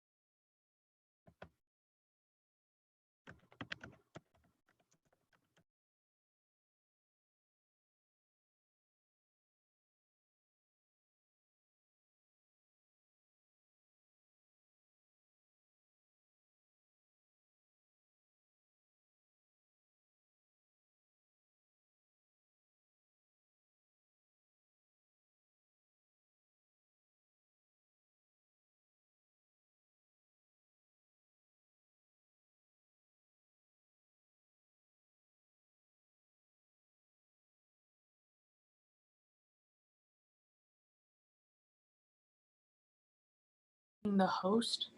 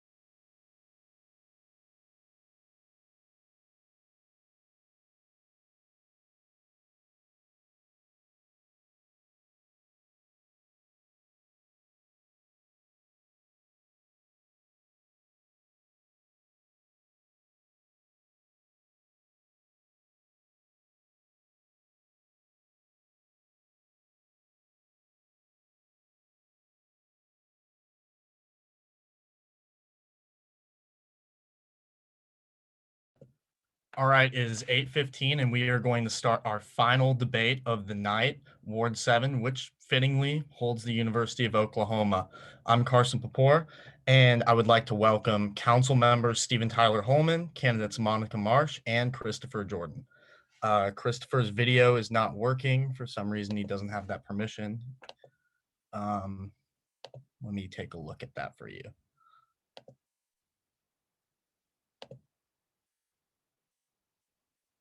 Okay, you should have permission now. So we will go ahead and start with the first question, a fitting question, I feel like. Why should the students at the University of Oklahoma vote for you and your agenda? And we'll start with ladies first, Monica Mark. Well, I think that the OU students should vote for me because right now what they're doing is they are preparing for the future. And that's exactly what I want to focus on is Norman's future, and more specifically, economic development. I believe my goal is to bring jobs here to Norman by being more business friendly, improving the reputation so that businesses do want to come here and provide quality jobs for our graduates. Thank you. Mr. Holman, why should students at the University of Oklahoma vote for you and your agenda? Appreciate the question. I grew up in Norman. I grew up in Ward 7. I grew up close enough to the stadium that my dad and I used to walk to the games together. I've been on the council for 8 years. I live on College Street, just south of Lindsay. I'm right near all the dorms. I'm right on the same street as many of the fraternities and sororities. And during my time on council, I have worked very hard to look at things like job retention. What type of jobs do college graduates need in Norman for us to keep them here instead of losing them to Austin or Dallas or Oklahoma City? Those are much bigger cities than us. There's a lot of things we can't compete with them in, but there are a lot of things we can compete with them on. And there's a lot of things we're better than them on. So not only jobs though, but housing. What housing options are students looking for if they want to stay in Norman? One of the areas that we've really focused on is adding a diverse mix of housing types in Norman, specifically around the campus corner and downtown area, where we've noticed is a place where people want to live. They want to be able to walk to Main Street, walk to campus corner, walk to class without having to buy a parking pass that costs several $100s a year and risk getting their car towed and tickets and all sorts of stuff. So that's what we're looking for. How can we create an environment where students want to live in Norman and hopefully stay here after they graduate? And Mr. Jordan, why should students at the University of Oklahoma vote for you and your agenda? Thank you for asking that question. I believe that I bring some great experience in helping and serving others. While I was a student at the University of Oklahoma, I served with the Black Student Association. There, I served on the executive of the Freshman Action Team, where I helped the community. I also worked with the American Mock World Health Organization there, where I also served on the executive committee there. My whole goal has always been to serve and to help others. So when I look at the students at the university, I'm very proud of them. I've always been proud of my university. And when they graduate and exit the university, I want to make sure there's jobs here for them. And if not, I want to make sure that I support them in any way possible. Thank you. All right. Mr. Holman, the next question will start with you. Do you affiliate with Unite Norman in any way, shape, or form? Why or why not? I do not personally affiliate with that particular group as an organization. I have residents and constituents in Ward 7 and throughout Norman that may have been members of that. And when it comes to my job on City Council, I continue to listen to their concerns and take them seriously as I always have. But as an organization, I do not support Unite Norman and what they stand for and how they've gone about doing what they've done in the very divisive way, in my opinion, since they were first created. Mr. Jordan, do you affiliate with Unite Norman in any way, shape, or form? Why or why not? I do not affiliate with them in any way, shape, or form. I do support democracy and following the proper diplomatic channels diplomatic channels. I do not support, my personal feelings are that I feel that elections are the best way to move on to have new elected officials if the people feel that. I feel that their actions may have been a bit brusque in the past. That's not something that I stand for.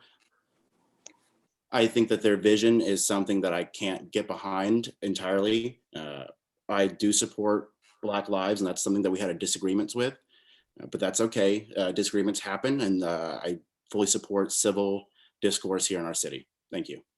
And Mrs. March, same question to you. Do you affiliate with Unite Norman in any way, shape, or form? Why or why not? I do. I am endorsed by them. I still am a UN supporter. I have friends that are UN supporters, people I've known for years. I think that when you are not happy and there's a democratic process to, be heard, and, basically the way I see it is, this started because of the defunding of the police, among other decisions the council was currently making. And Unite Norman brought a lot of people together that were displeased. So we went through a process to try to go for another vote. That's all we were asking for. Will there be any further debate on this question, or shall we go to the next question? Mr. Holman? Yeah, I would just note that the council members that Unite Norman tried to recall, every single one of us were up for re-election right now. So 6 months later would have been that opportunity to vote. It's unfortunate that a lot of folks have made the choice not to do so in the past, and then they want to redo afterwards. But again, a lot of folks felt these members are up for re-election in 6 months. If you feel that strongly, get candidates together and let's run against them. But a recall, I don't think that was a very divisive tool that was used, and we've seen the results of that. Thank you. Any further debate? Mrs. Mark? Yeah. I don't think it was necessarily divisive. It actually brought a group of people together. Yes, you're correct. We should have been voting, and I think that a lot of people were just going about their lives, working, taking care of children, etc., that we didn't realize the direction our town was going until it started heading in a direction that, was not something that represented all of Norman. And that's clear to see with the amount of people that got behind the movement. All right. Next question will be for Mr. Jordan. What will you do to protect the rights of LGBTQ plus Normanites? That's a great question. Thank you. I currently work at the University of Oklahoma Health Science Center, where I have gone through LGBTQAI ally training. I fully support the citizens of Norman and how they choose to live. I think that is always something that we could do better and always put our best foot forward. I think Norman is an inclusive town, but we can always do better. And this is one of our steps where we can do better. We must fully support our citizens in their choice of how they live their lives, as long as they're not harming people. If we need to highlight issues, if we need to have better events, more inclusive events for them, I'm all for it. Thank you. Mrs. Marsh, what will you do to protect the rights of LGBTQ plus Normanites?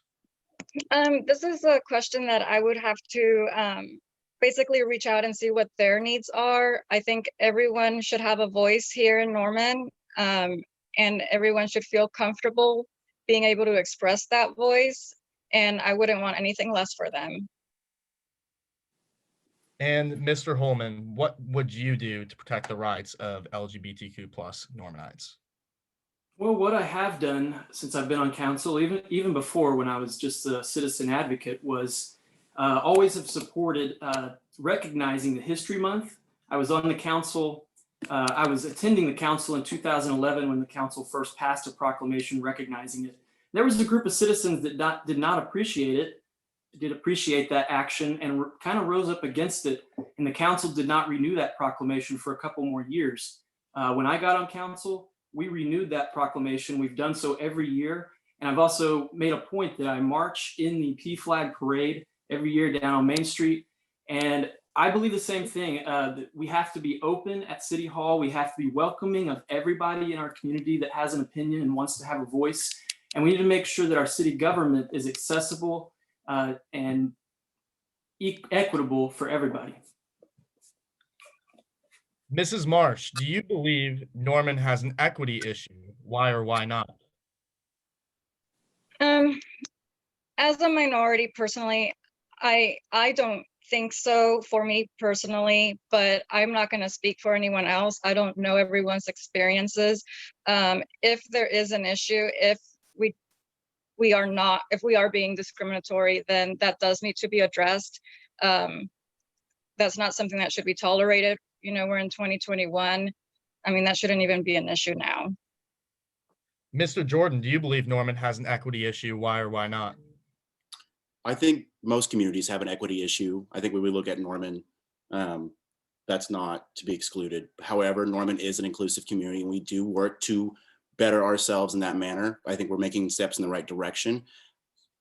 And the students are a big part of that, and we fully support our students helping the city be more inclusive and the diversity of our students. Thank you. And Mr. Holman, do you believe Norman has an equity issue? Why or why not? We certainly do, and it's not entirely an issue of just racial demographics. In the previous forum, Ward 5 candidates mentioned they feel like Ward 5 isn't as well served with police or ambulance services as other parts of the city are. So infrastructure, public transportation, business access, all those types of things are a matter of equity.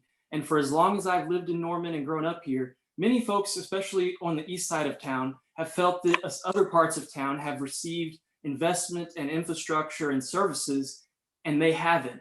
That has not always been the case when you look at some of the things, but that is how a lot of folks do feel, is that there is an inequity in Norman. And I would agree throughout in all cities, probably there are equity issues, but that is an issue that we continue to need to address in Norman. Would anyone like any sort of rebuttal on that question, or do you guys want to go to the next question? I'll take it with the silence. We're going to the next question. Mr. Holman, do you believe in increasing, decreasing, or maintaining the current police budget? It's a good question. So the approved budget for the police department this year was $31 million. It's the largest of any department in the entire city by far. And some of the things we really need to look at before approving the next budget, because it is a moral document, is how do we want those dollars spent and how do we want those resources used? Many of us, including myself, believe that some of the resources that are used in the police department might be better spent on things like crisis response and an internal auditor for the city to go through all of our budgeting, all of our expenses, and help us save money and make better financial decisions. Those are things I support. And in my experience, there is waste that can be identified in the police department. There are waste of resources. I've seen it firsthand. And I believe out of the 99,000 calls per year the Norman Police Department has received, if we could reduce that by about 10,000, at least 10,000 calls per year that may not require a police officer to respond, we can reduce the burden on the police department and take some of the stress off of our officers. Mrs. Marsh, do you believe in increasing, decreasing, or maintaining the current police budget? Well, I definitely believe in increasing the budget. I feel like the decreased or the slash in the budget actually is what caused a lot of divisiveness in Norman. Not only that, our officers are working with expired equipment. We have not been able to fill 9 positions because of the decrease in the budget, and we've lost officers since then. We're down about 22 officers, and crime has increased. And in Ward 7 in particular, so I've been hearing that we're getting a lot of car break-ins, that the crime has increased. And just the other day, I went to church and they had a break-in. So I feel like officers are a good deterrent for crime. And it's just, me personally, I find it ridiculous to decrease the manpower and their budget. And Mr. Jordan, do you believe in increasing, decreasing, or maintaining the current police budget? I believe in maintaining and evaluating the budget as we go forward. The city budget here and the police budget is something that we really need to take a look at and make sure that they have enough equipment and they're suitable to do their job. I do believe we do need more social work and social programs here to help our city, but I think that takes looking at the budget entirely and the budget as a whole. But make no mistake, I do support the good work that the men and women that our police force does here in Norman. Mr. Holman. Thank you. I would just bring up a few things because every single Friday I post the weekly crime statistics on the Ward 7 page and my personal page. And there were 32 crimes reported in the city of Norman, a city of 125,000 people that's almost 200 square miles. In the second week of January, there was actually one crime reported, according to the Norman Police Department data that is shared to the City Council every Friday. One crime reported in Ward 7 during that time. We do not have less officers on patrol right now. The 9 positions that were talked about were administrative and higher ups. And we have an academy that will be starting in April, that will be finishing up in August, that will fill those back positions that were mentioned. So we are not experiencing a spike in crime. That's just not true. Would anyone like a rebuttal to that? Mrs. Marsh. Well, I'm going by what my people that I have spoken to have said. And I believe that if they feel they are unsafe, then I need to take that seriously and not just blow it off like it's not true or not important. They clearly feel unsafe at this point. Would anyone like any rebuttal to that? All right, moving on. Mr. Jordan, do you have any infrastructural visions you would see through in your time on City Council? Yes, I do. Thank you for asking. I think when we look at infrastructure, we need to improve it. Part of my plan for the city is called Fit City, and the I stands for improving infrastructure. We need to aim not just for adequate roads and infrastructure, but the best that we can to our abilities. A lot of that has to do with wastewater management, stormwater management, stuff like that. We look at infiltration ditches, green roofs, permeable pavements, permeable surfaces to help our city be more environmentally friendly, that does not cost our city millions of dollars in the future, because it's okay to be environmentally friendly and economically sensible at the same time. Thank you. Mrs. Marsh, do you have any infrastructural visions you would see through in your time on City Council? Yes, I think that infrastructure is key to being more business friendly. I think that if we have good roads, good infrastructure, then we are more appealing to big box companies and other small businesses. And we definitely need that in our city so that we can increase our sales tax revenue. And Mr. Holman, do you have any infrastructural visions you would see through in your time on City Council? Absolutely. Infrastructure is what sparked my interest in City Council years ago, why I started watching the meetings on TV when I was in middle school. I've always been fascinated by city planning and infrastructure, streets, buildings, architecture, and I've been able to successfully propose to voters and get passed 2 transportation bonds during my time on council that has invested almost $200 million in road improvements throughout the city of Norman. In Ward 7 specifically, Southeast 12th Avenue and Cedar Lane Avenue down in Eagle Cliff, both of those projects have been done. Cedar Lane was the first new street in the city of Norman to have dedicated bike lanes in our history. I was very proud to have that in Ward 7.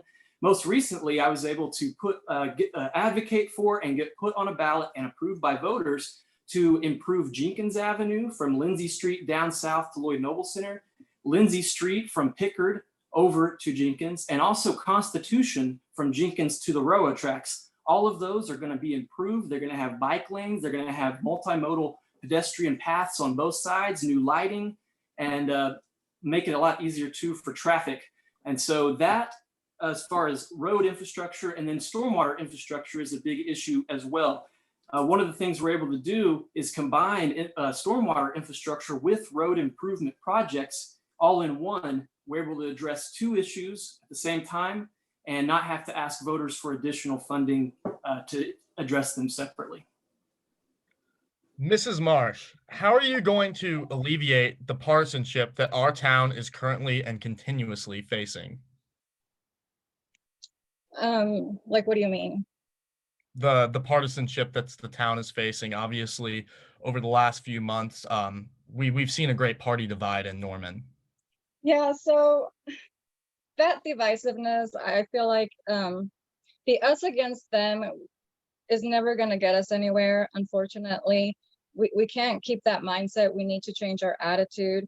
It takes 2, it takes compromise.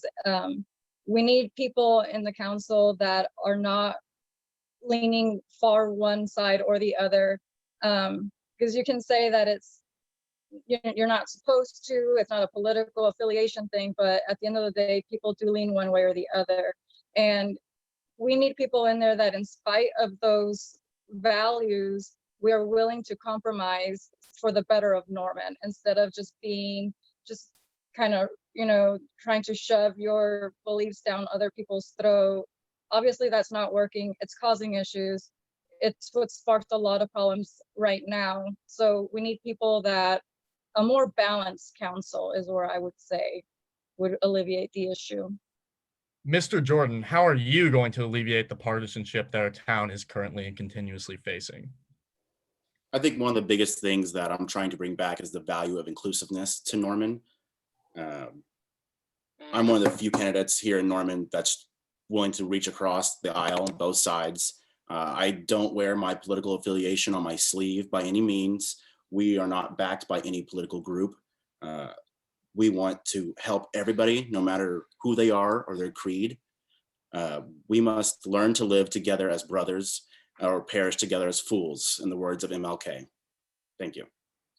Mr. Holman, how are you going to alleviate the partisanship that our town is currently and continuously facing? I appreciate the question. I've always been a very independent voice, especially on the city council. One of the things I'm known for is always listening to everybody and evaluating each item that comes before the city council on its own value. I'm really proud to say that both the people that ran against me 2 years ago are now supporting me this time around, because we were able to reach across, talk about what differences we had, and come to figure out what do we have in common.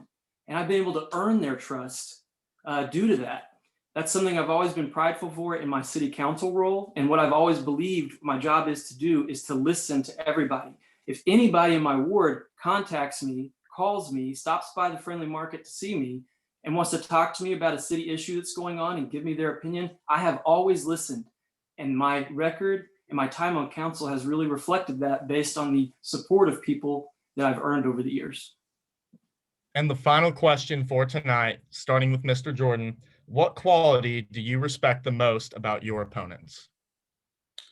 So let's start with Councilmember Holman. I really appreciate how he has always supported the vibrant culture here in Norman. I think that's fantastic. And then with Mrs. Marsh, I appreciate her business acumen and her ability to see things from a numbers and business point of view. Thank you. And Mrs. Marsh, what qualities or quality do you respect the most about your opponents? Well, Council Member Holman, he's definitely been there for a while. He's pretty knowledgeable, and that always needs to be appreciated. CL Jordan, he's, he seems like a bright young man, and he wants the best for Norman, and that's something that should be admired, regardless if you're running against him or not. And Mr. Holman, what qualities or quality do you respect the most about your opponents? Well, for both of my opponents, I do appreciate the fact they're willing to put their name out there and do this. It's not easy. Just by putting your name on the ballot or being on the council, there is a group of people in town, in most towns, that may not like you or may have negative things to say about you. So putting your name out there to do this is admirable, in my opinion. For Monica specifically, I can appreciate being a small business owner. I've been a general manager of a small business for over 5 years now. I worked at Hideaway Pizza on Campus Corner before that. And so I can definitely appreciate what it takes to be in her role and the struggle that she'd be going through right now. So choosing to run for city council while all of this stuff that is going on with COVID and everything is admirable. With Chris CL Jordan, one of the things that stuck out to me about him was working multiple jobs to pay off student loan debt. That is something I've also been dealing with for a number of years. I work at Friendly Market. I work as a door guy at the deli on Campus Corner, and this city council job that pays $100 a month. So I definitely can appreciate someone like him that is working multiple jobs and trying to give back to the community in this way.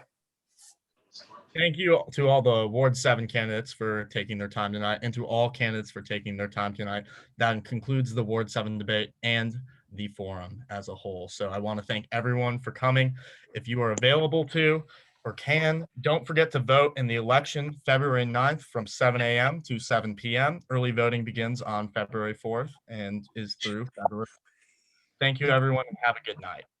Thank you. Thanks, everyone. Thank you for coming, everybody. Thank you. Thank you guys for hosting this. No problem, Tavana.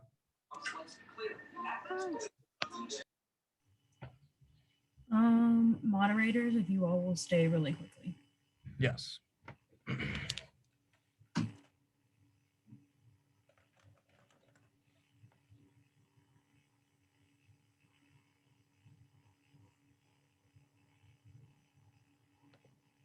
waiting for everyone else to get off. Thank you all. I can start booting people if we need. Yeah, just keep the OU people in if they want to stay. So like Wesley and Ryan can stay.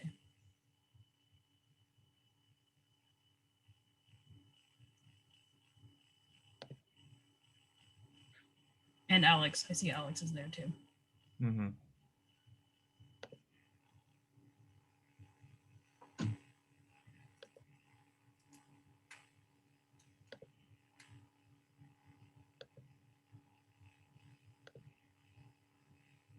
Okay, I think that's. Did I get everybody? Okay. Yes. Okay, Yeah. I'm gonna stop recording for